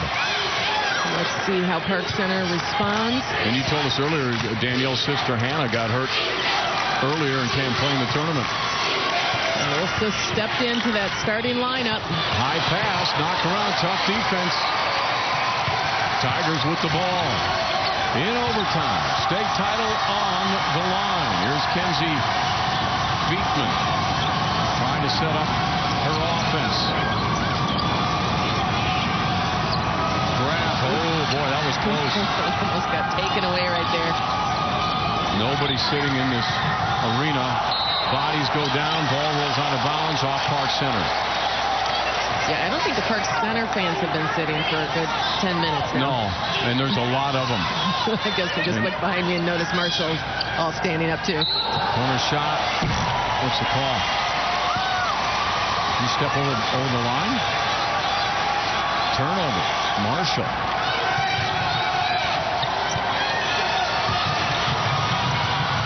And Simonette. Going to look at a double team, but she goes the other way. Now she'll have it over on that other side. And it worked. They got a fast break. They're going to lead pass underneath the grab. And the ball knocked loose. Here comes the scramble for it. Jump ball. No. Park Center has it. The first time they haven't called a jump on that. They're letting them play. Shaw, her team down by 2. Tie it up for Park Center. And in the lead. But Hayes trying to get that ball. She's posting up. Freshman to freshman. To freshman. Simonette for 3. It's going to hop off the rim, but Hayes. Oh! How did that miss? It's got so much spin on it, it came back out. Foul, or timeout rather. 2:05 to go. 62 to 60. Miss Hayes, I know she's frustrated by that. There was nothing she did wrong there. It was a great move to the basket, but it just rolled around the rim. There's Mom right there, too. For those of you just tuning in, that's her mother. Dana Jobert Hayes. Everyone's going up for the rebound. Hayes is right there. Look at that thing. Just rolls in and out. And then what Marshall has done so well all night is they've boxed out.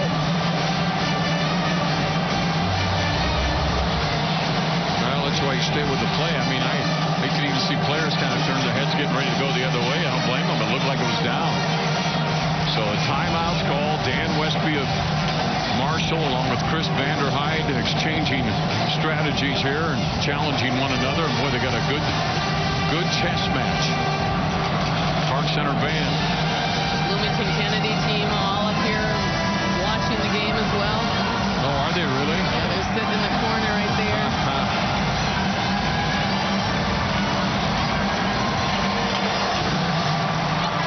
Overtime state championship. Tigers. Vicey guarded by Shaw. We're under 2. Spin move, almost lost the dribble. Bennett just going to wait till they get a good one. There's a lot of movement on that offense, or there was a second ago. Obama-Deli comes out now tight on Vicey. Beekman, the defense is going to be right out there. Wow, he's got a lot of traveling on both teams. All right, let's see if Park Center can take advantage of the turnover by Marshall. First time they've been in the state tournament, and they figured they might as well make it an overtime. Hayes quickly double team. Good collapsing defense. That's a turnover, and that's a travel. There's no question they know Hayes is going to be their favorite down in the low post, and they're really doing a nice job surrounding her. Look how they're trying to guard Hayes. Drive to the hoop by Simonette. Tie game. Spectacular in this game. 20 points for Simonette. Sarah Vicey's been pretty consistent all night long for this squad. Good game really played by everybody. What a pass, and the shot is up and good, but no. It won't count. Foul before the shot, apparently.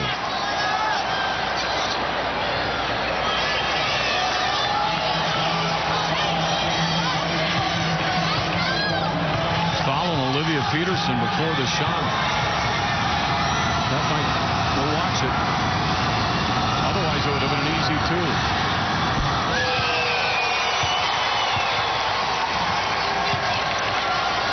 Hannah Bennett in the game tonight, 15 points. She's also working 4 fouls. Some nice looking free throws. Back up by 2 for the Tigers. Here comes Park Centers. Danielle Schaub, the hero that sent it into OT. She's so calm and cool as a freshman, working that ball around. Oh, just so you know, there's 4 freshmen on the floor for Park Center and 1 sophomore. That's amazing in a state championship game. It really is when we talk about how important experience is in these games, and you have a whole squad of freshmen out there. Hayes going to take it to the hoop. Michaela Hayes. All tied up. And the final 30 now, maybe. Marshall, will they play for the last shot? One would assume so. Dan Westby, I think, has already whispered that he wants a timeout at a certain point. Coming up on 10. Gotta go now. Down to 7. Ball up in the air. Shot has it. 2, 1. Won't get a shot off. Double overtime.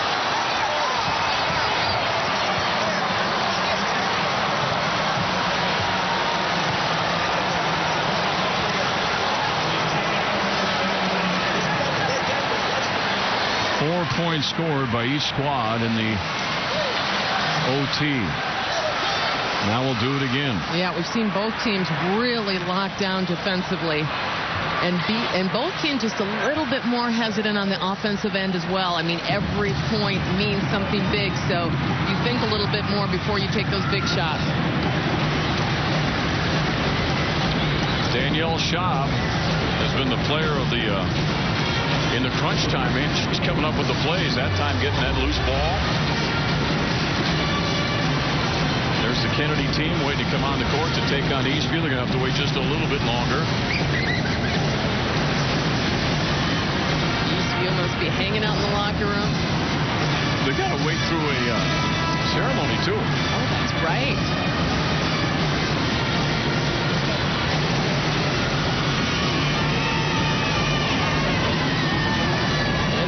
To get on the court for the last game of the evening, the Bloomington Kennedy girls.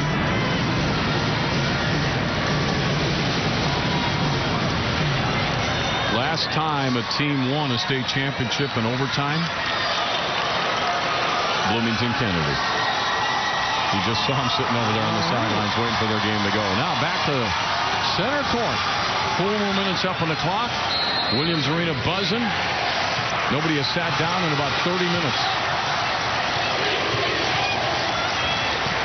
Park Center. I love how Hayes is calling for that ball. She's feeling comfortable. She wants to score.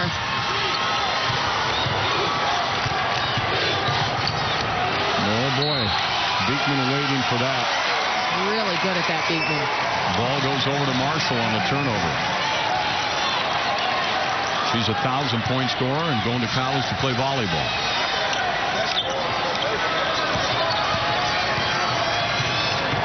Sarah Bicey, guarded by Shaw. Bicey, a junior, she's back for the Tigers next year, too. Hannah Bennett underneath, and the bucket is up and in by Beekman.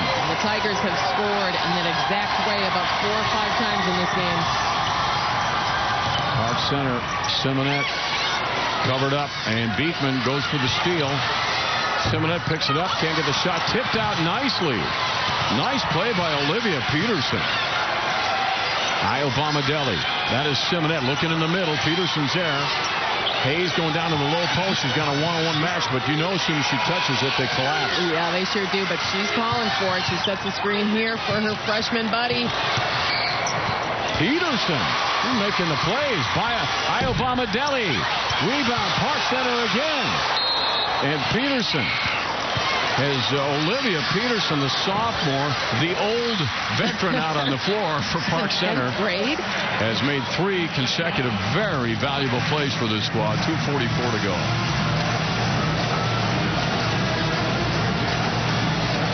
Park Center doing a nice job there, just keeping it alive, working hard, trying to get something out of their offense.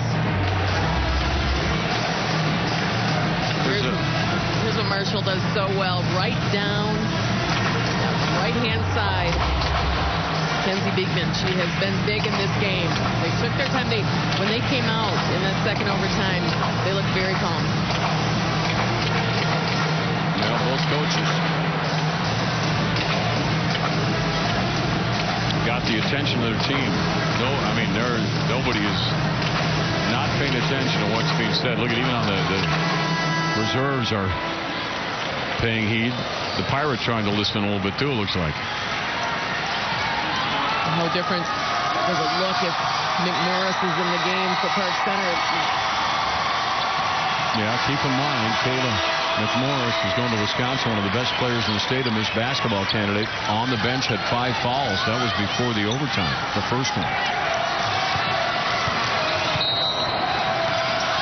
State title game, 3A. Oh, boy. Schaub will chase it down, so will Iowa-Bomadelli. They'll corral that ball and bring her back. Simonette has had some kind of game tonight.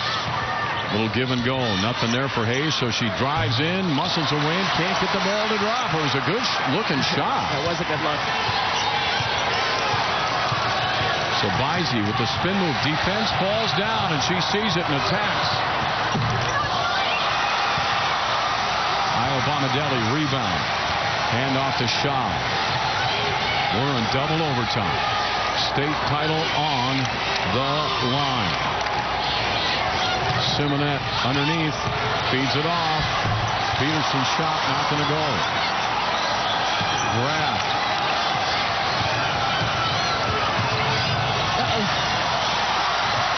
Stolen. And that's going to be a foul as Simonette will go to the free throw line. Kenzie Beekman with the foul. Both teams, you can't blame them. They looked exhausted. It was double overtime. And Simonette. She has 22 points in the game. But believe it or not, that's the first time she's been at the free throw line all night. Where normally she is a 72% shooter. Now a 1-point game with a minute 48. Tigers used to winning state tournaments, but that's in volleyball. Park Center has never been in a girls' state basketball tournament before, and their first appearance has been a beauty. Ooh, almost lost that ball. Breaking through, Bizey to the bucket, blocked. Hayes got a hand on it, but it might have been a body before that hit her. 2 shots. Well, they'll call it on Hayes. Watch the body. That's where they said the contact occurred. Not a lot of contact. Sarah Bizey.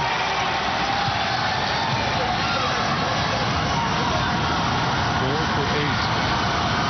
Chance to put a team up by 2. Got it. Minute 25. Schaub. Man, what a fun game to watch. I guess it's fun when you're not pulling for either team. I'm not sure how the fans from each squad feel about it. I feel like a lot of people are struggling right now. Well, 2 good looks at the basket right there. I know what Beekman has just been outstanding in this game. She's just so smart. Trapping Bizey. And a timeout call by Coach Westby of Marshall. We're in the second overtime. Under a minute to play. Awaiting the 4A game right after this. Just a feeling of everyone being tense in here all at the same time. Here's how we got into this overtime. Watch the clock now. Schaub, the runner. This is to tie the game. Remember, this is the freshman, Danielle Schaub. A lot of excitement from this young Park Center team, as it should have been. Sent that game into overtime, and now we're in the second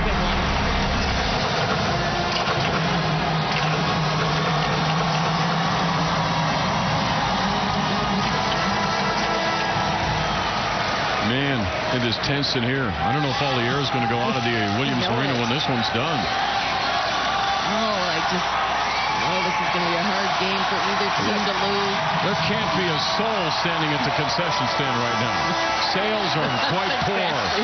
This is not good for the economy. Malso. Bennett. Vicey, the ball knocked out of bounds by a hustling Olivia Peterson. She's coming and done a nice job. And like we said, the oldest player on the floor right now for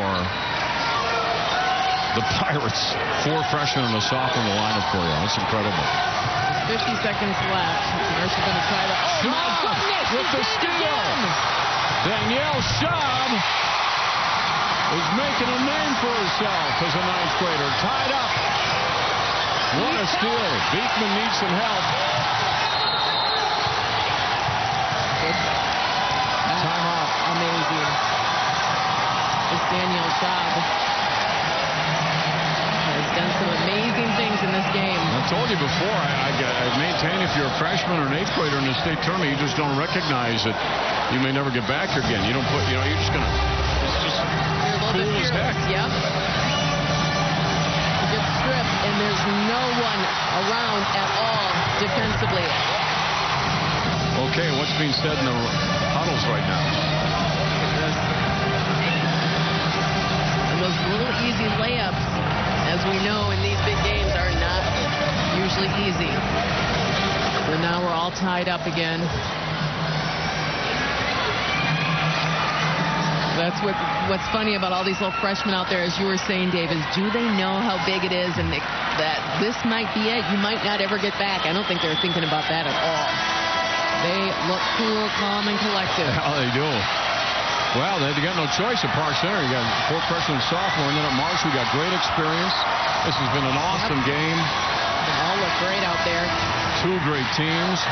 There's a young lady who's played a really nice game, Hannah Bennett. Really nice. So here comes Sarah Vicey.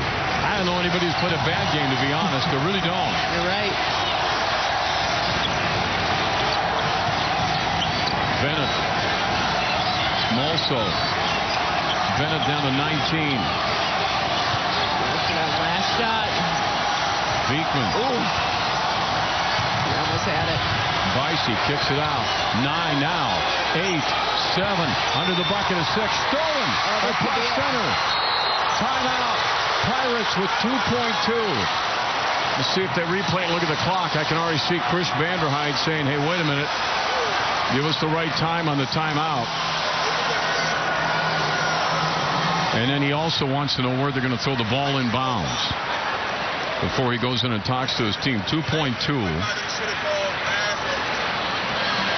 And we'll see if they double check on the clock at all. And they do have the power to review that on the replay. They can go over, look at the monitor, and set the clock. And we'll see if that's exactly what they will do. Talking to Coach Westby, they're going to show him where the ball is going to be brought in out of bounds. And now they have that firmed up so the coaches can go back and set up their defenses from that point. 2.2. Park Center is going to have to get it down in a hurry and get that shot off. As we mentioned, Schaub the last time. And now we'll just see where they put the clock at. There's Jimmy Robinson down there, the head of the officiating. Jim comes in and monitors the officials for boys and girls. Longtime official here in the Metro. So you can kind of look at it and see.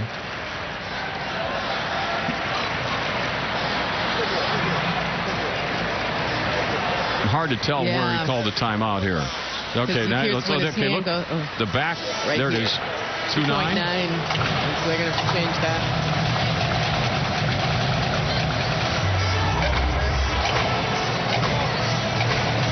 So 2.9 is where they're going to put the clock.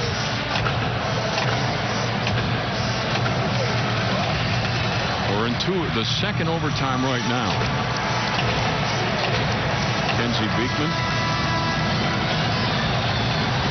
You don't need to be anywhere later tonight, do you? Yeah, something I've learned. Don't make plans of the tournaments.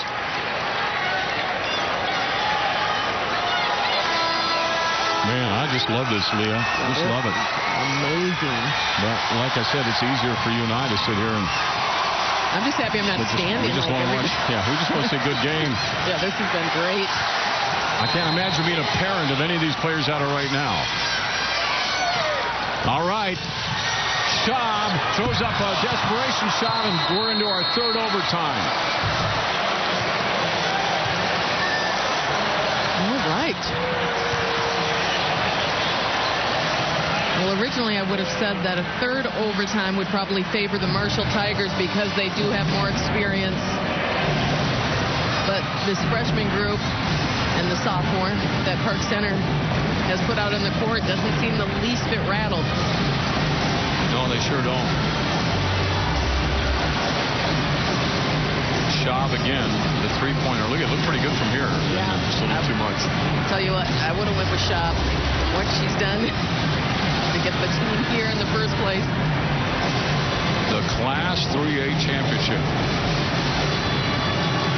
Overtime number 3, the trifecta. Big team hug there by the Park Center Pirates, and their best player, the Minnesota basketball candidate, Kayla McMorris, is on the bench. She called out just before the end of regulation time. Oh, I know that's killing her to sit on that bench. And no nails left for Kenzie Beekman. She's pretty much taken care of that, I'm sure.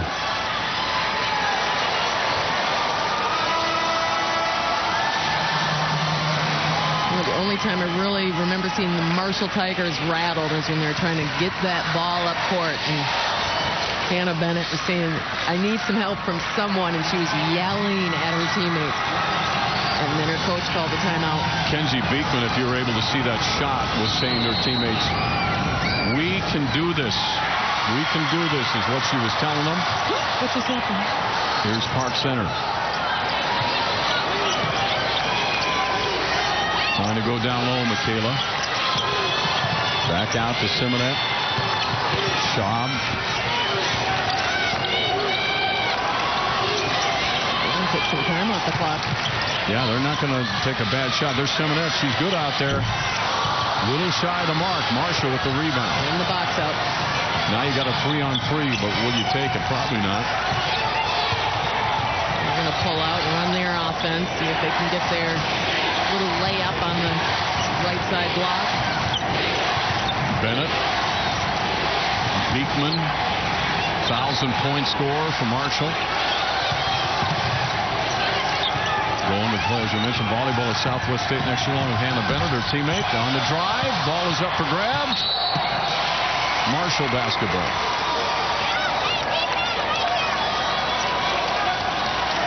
A good shot there of Michaela Hayes, a 6'2 freshman. Inbound pass. Whoa. Beekman high off the glass. I think they saw her pop in there. Obama Deli. What a drive. Just sliced away through the middle. Took one of McMorris's moves. Sarah Vicey. She's had a strong second half. Tied up again in the third overtime. Beekman, low post, board work, fight, jump ball, possession, Marshall.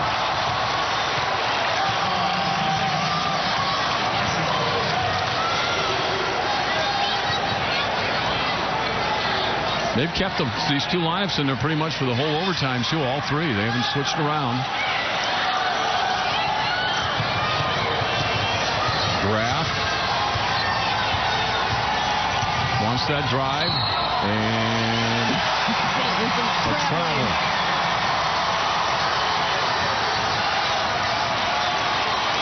Marshall 15 of 21 from the free throw line tonight. Park Center 9 of 13. Rebounds 46 for Marshall, 33 for Park Center. And here we are in overtime, the third time. Schaub, Michaela Harris going to drive, lays it up, in, foul, chance at a three-point play. Wow. You see the expression on Michaela Hayes' face. Mom over there on the sideline, and assistant coach taking it to the hoop. Marshall was playing catch-up that whole time on defense.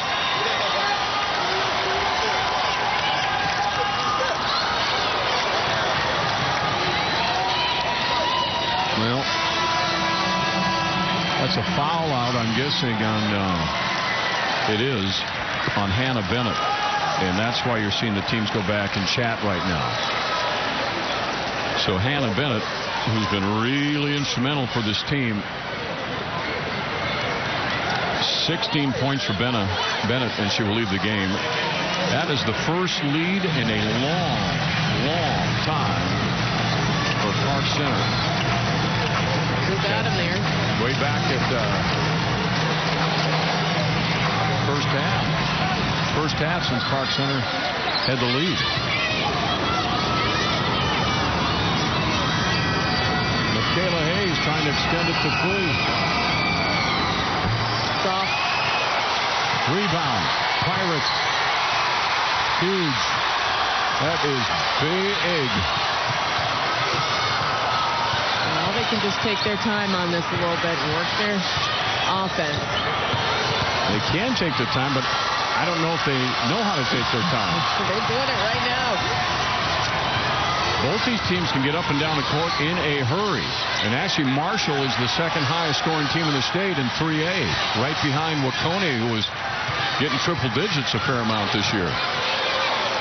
Dangerous spot right there, Leah. Minute 26, Simonet.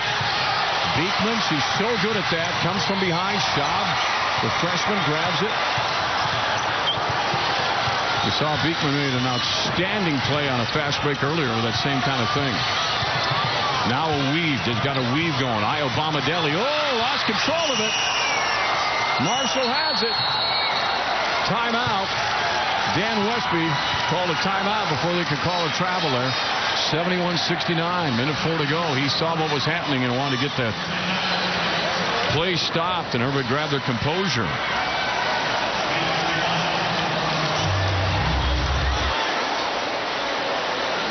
Marshall's working hard. They've been working hard for 20-so seconds, and then boom, they grab it. Lexi Saugstead.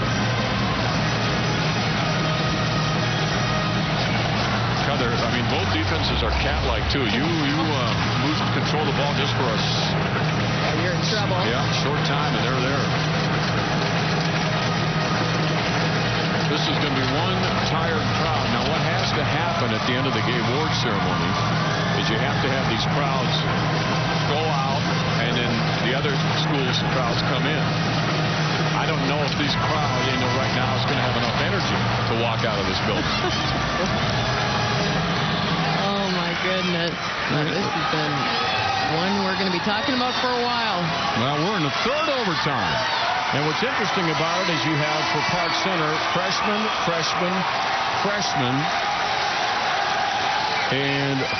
and a sophomore. For the Marshall Tigers, these young ladies have played together a long time. 9 of these kids are on the state volleyball team, which is a three-peat state champ. Under a minute to go. Callie Graff, the 5'9 junior. Guarded tightly by Hayes. Boy, that defense. Vicey, they kick it out to the corner. Open look for three. No, followed by Beekman. He has been outstanding. Waiting there for that rebound. She's got the 4 in this third overtime. Here comes Schaub. What a basketball game. One for the ages. Schaub. Corner. Peterson. Timeout. Chris Vanderhyde, the first-year coach of Park Center.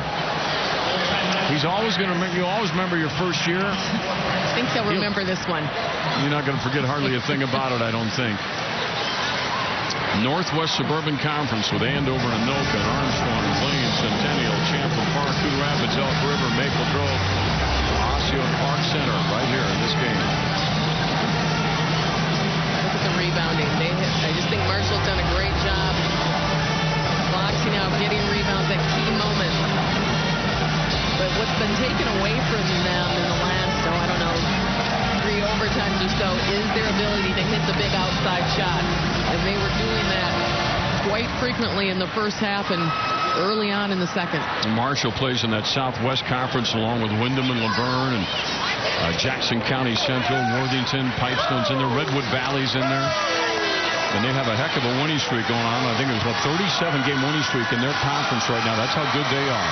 They come in here as the number 2 team in the polls. Park Center comes in as number 6. However, Park Center is the top seed, and Marshall is the number 3 seed.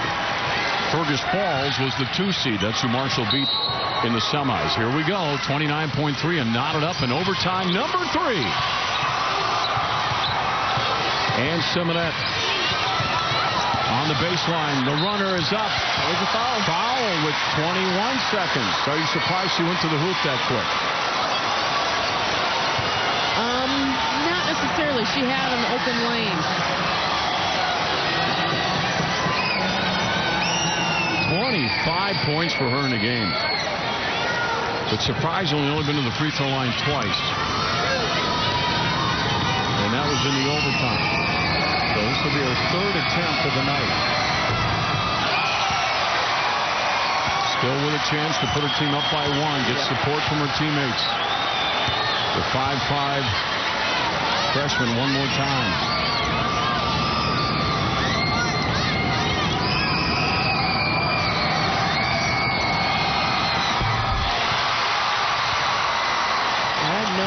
Either coach has any timeouts left. 72-71, 18 seconds. Marshall with the basketball. Vicey driving. Ball Obama Deli has it. Other side is Simonette. 8 seconds. Out on top, Schaub and a whistle with 6.4. The Park Center fans are going ballistic.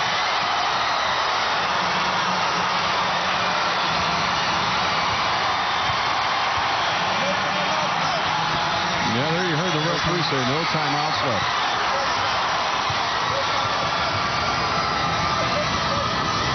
We just gotta go. Schaub. 6.4.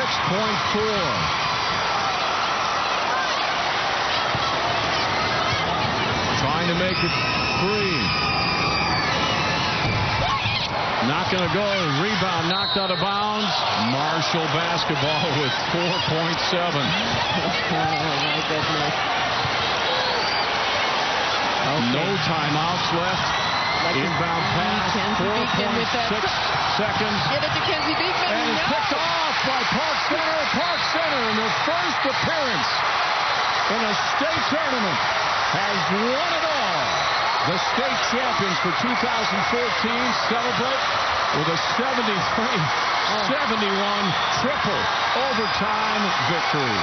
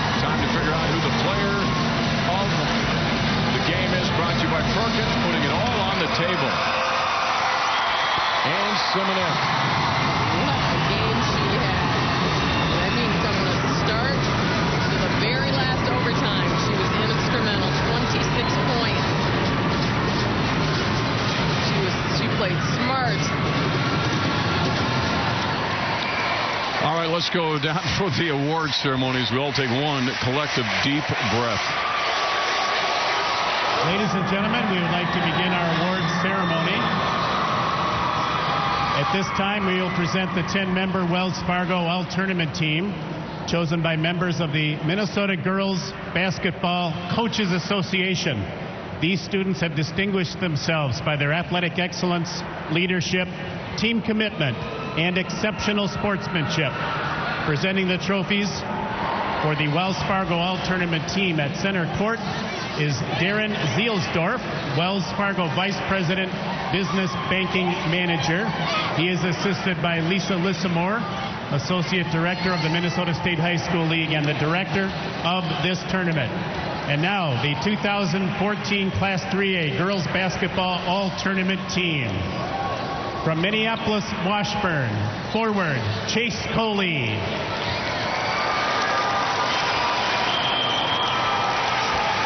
From Minneapolis, Washburn, guard, Lucia Renikoff.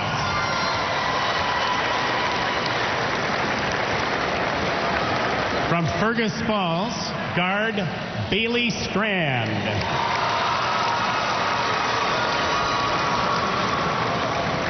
From Fergus Falls, guard, Brianna Rasmussen. From Marshall, forward, Kenzie Beekman.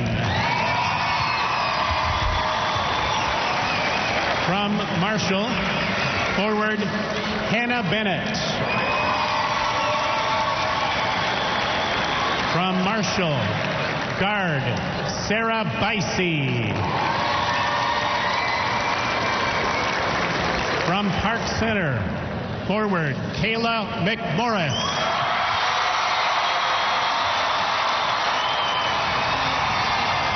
From Park Center, center, Michaela Hayes. And from Park Center, guard Ann Simonette.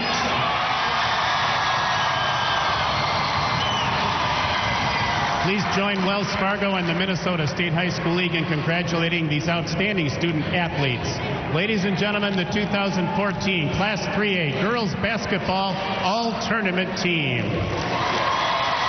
In tournament action earlier today at Concordia University in St. Paul, the Class 3A third place game was won by Fergus Falls with a 72-62 victory over Minneapolis Washburn. The Class 3A fourth place trophy was awarded to Minneapolis Washburn High School. Bronze medals and the Class 3A third place trophy were awarded to Fergus Falls High School. Congratulations to our Class 3A third and fourth place teams, Fergus Falls and Minneapolis Washburn, for an outstanding state tournament. At this time, we would like to present the second place trophy and medals. These awards will be presented by members of the Minnesota State High School League Board of Directors. They are John Heyman of Underwood. He is the president of the Minnesota State High School League Board of Directors. Ann Johnson of Hopkins and Lane Powell of Fillmore Central. And they will be assisted by Lisa Lissamore. Silver medals in the Class 3A second place trophy will be awarded to Marshall High School. The silver medals will now be presented to each team member. Please step forward to receive your medal as your name is announced. Number 3, Sarah Bicey. Number 10, Morgan Sogstad.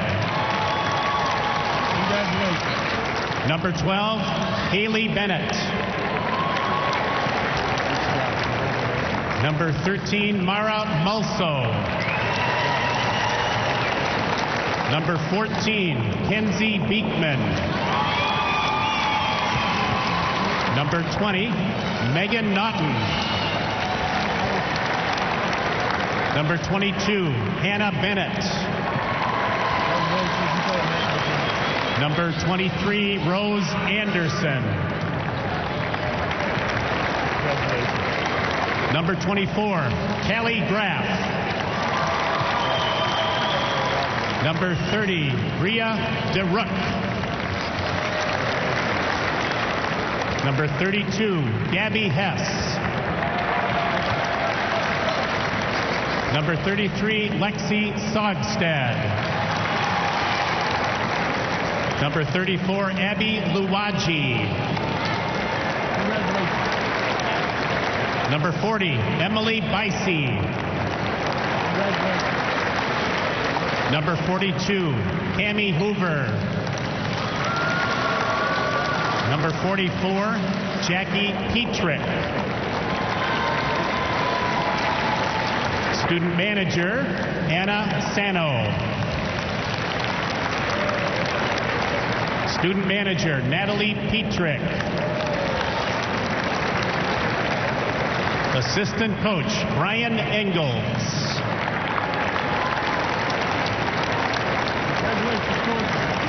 Assistant coach, Steph Bott.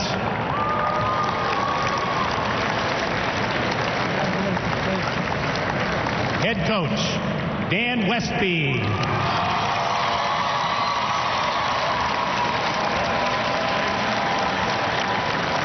And now will the captains of the Marshall team please come forward to receive the Class 3A second place trophy.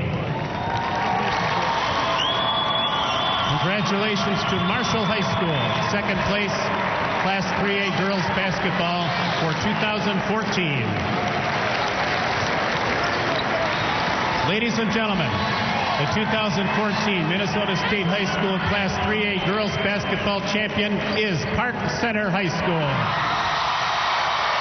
The gold medals will be presented to each team member.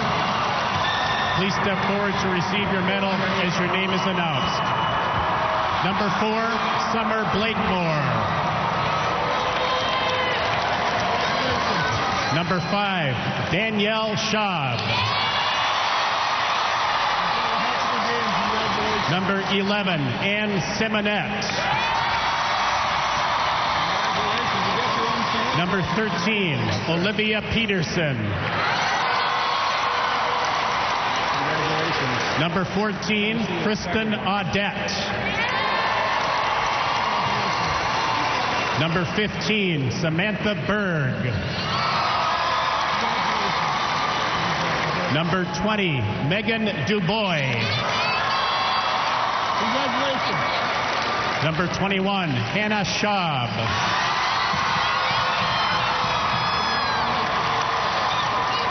Number 22, Michaela Hayes. Congratulations, you played great tonight. Number 23, Kayla McMorris. Got some fans out here. Number 24, McKenna Dubois. Number 25, Fishayo Iobanadelli. Number 30, Jada Buford. Congratulations. Number 31, Naomi Fields. Congratulations. Number 32, Camille McCoy. Congratulations. Number 33, Vanessa Henderson. Congratulations. Number 35, Aja Michael.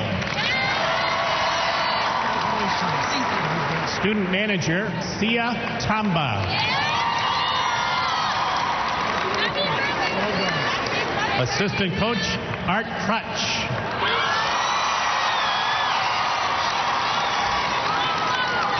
Congratulations, coach. Thank you. Assistant coach, Dana Jobert Hayes.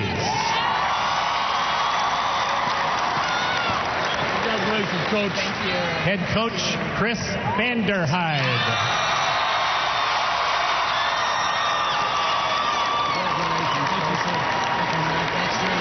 And now will the captains of Park Center, the 2014 Minnesota State High School Class 3A Championship Girls Basketball team, please come forward to receive your championship trophy.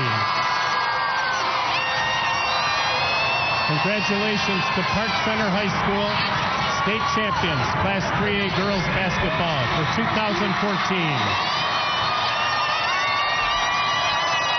Please join the Minnesota State High School League and Wells Fargo in congratulating these athletes and their schools for their outstanding participation in this year's State Girls Basketball Tournament.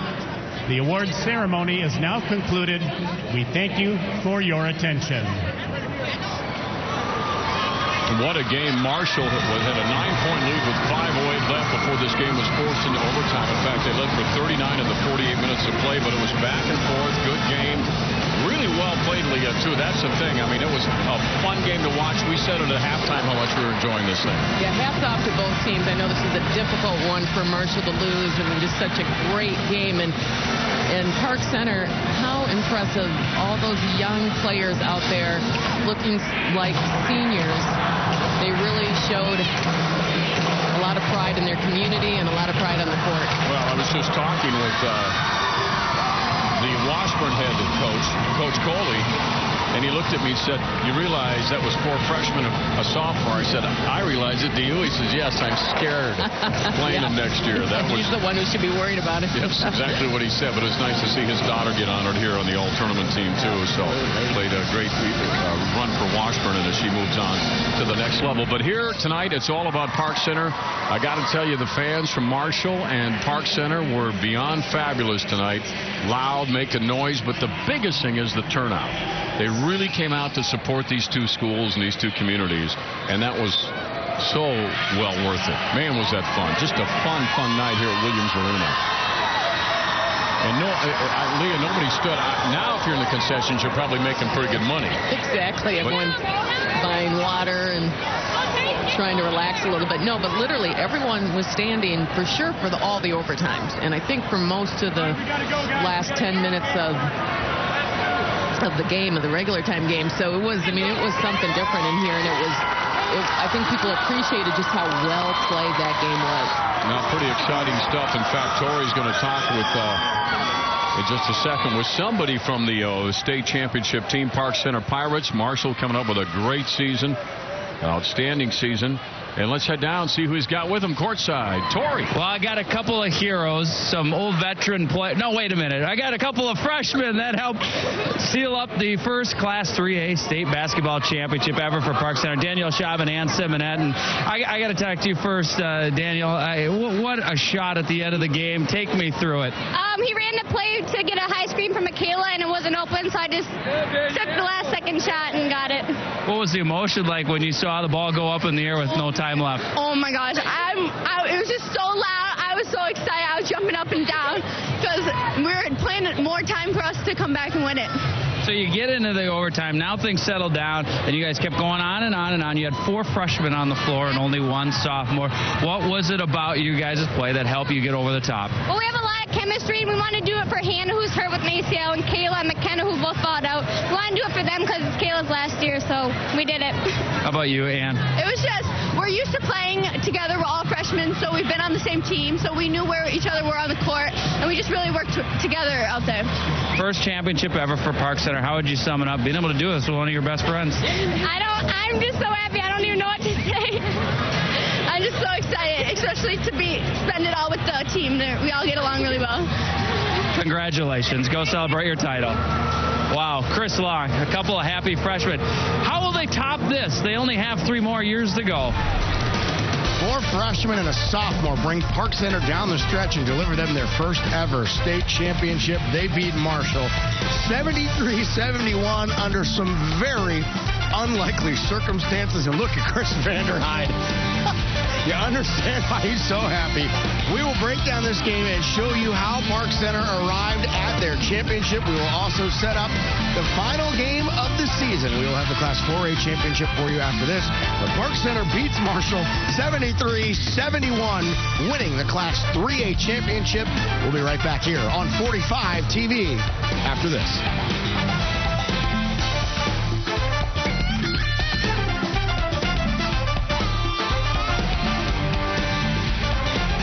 The Postgame Show is brought to you by Tria Orthopedic Center, bringing innovation to patient care for extraordinary results. If you're going to win your school's first ever state championship, I guess you might as well do it with a little flair and flash.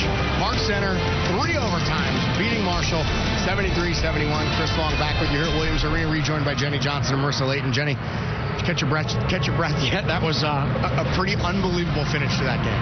It was. My face hurts because I've been smiling for so long. It was such a great finish, and the celebration was so awesome. But I think we saw Danielle Schaub grow up right before our eyes. Her leadership and her courage in those overtimes to lead Park Center at a point point guard position was phenomenal. With a Miss Basketball candidate on the bench having fouled out, Marissa, unlikely circumstances for the Pirates to win that thing. Yeah, to piggyback on what Jenny said, we forget that Danielle Schaub was filling in for her sister Anna, who's actually the starting point guard, and was out due to injury. So pretty incredible story for that family. Danielle Schaub, a freshman, averages 5.4 points a game. She only scored 6 in this game, but I don't know if there are 2 any bigger than this. With the clock running down, pulls up and hits to send the game to overtime. Jenny? Well, that floating jumper is a tough shot to make. You have to have a nice soft touch, and the presence of mind to know that she could put it on the floor was unbelievable. And Marissa, it still looked like Marshall was probably going to win this in OT just because of manpower. Yeah, we knew that Marshall was in a little bit of foul trouble. We thought that might play a factor down the stretch, but Michaela Hayes coming up huge from the post position. She gave them their first lead since 4 minutes remained in the first half. That was in triple overtime. Then Ann Simonet gives them a 72-71 lead with 21 seconds to go. Then Marshall turned the ball over on their last 2 possessions. 30 turnovers in the game for Marshall as Park Center holds. They scored when they needed to late. They held when they needed to in overtime. And they are your state champions for Class 3A, winning 73-71. Some unbelievable statistics in this game, Jenny. Well, absolutely. I think the one that stands out the most is turnovers. And Park Center started pressing in the second half, forcing 24 Marshall turnovers. Marissa? Something that doesn't show up on this stat board is that Park Center scored 32 points off of Marshall's turnovers. Yeah, 32-8, the margin there. So, as for drama, it's not as common as you might think. These are your overtime championship games. We haven't seen one in a decade. You've got to go way back to 2005 for Kennedy and Hopkins. You see there, we had one at 0-1, and they are few and far between to get to the championship game. For that matter, triple overtime, Jenny. Well, and an overtime game is an unbelievable thing to experience as a player and a coach, and you could see Chris Vanderhyde and how excited he was in his first year. But for these kids, it's something they'll never forget, and Marshall, in time, will realize they were part of history. I mean, that's a classic. We're going to need some time to figure out where that one sits, but a lot of us, we're not going to forget that game anytime soon. That sits right up there for me for last year's Bram, New Richland HEG matchup, and I think Park Center's fans were a huge factor in tonight's win. I can't say it enough. 4 freshmen and a sophomore on the floor at the end of regulation and through 3 overtimes as Park Center thrives and survives, beating Marshall 73-71. Again, just the 6th overtime championship we've ever had in the girls' state championships here. They are your champions for 2013, 2014. What a game. Congratulations to the Park Center Pirates. Their first ever state championship comes in their first ever trip to the state tournament. We are not done. We have 1 game to go. We will have Eastview and Bloomington Kennedy, the 1 seed and the 3 seed in Class 4A. I don't know if they can top the drama we saw between the Pirates and the Tigers. But you see the celebration here as the Pirates bring home the state championship. We will see one more celebration. Will it be the Lightning? Will it be the Eagles? We will find out coming up in the last game of the girls' basketball season here in the state of Minnesota. Congratulations to Park Center. We're going to see who will join them in the winner's circle next on 45 TV.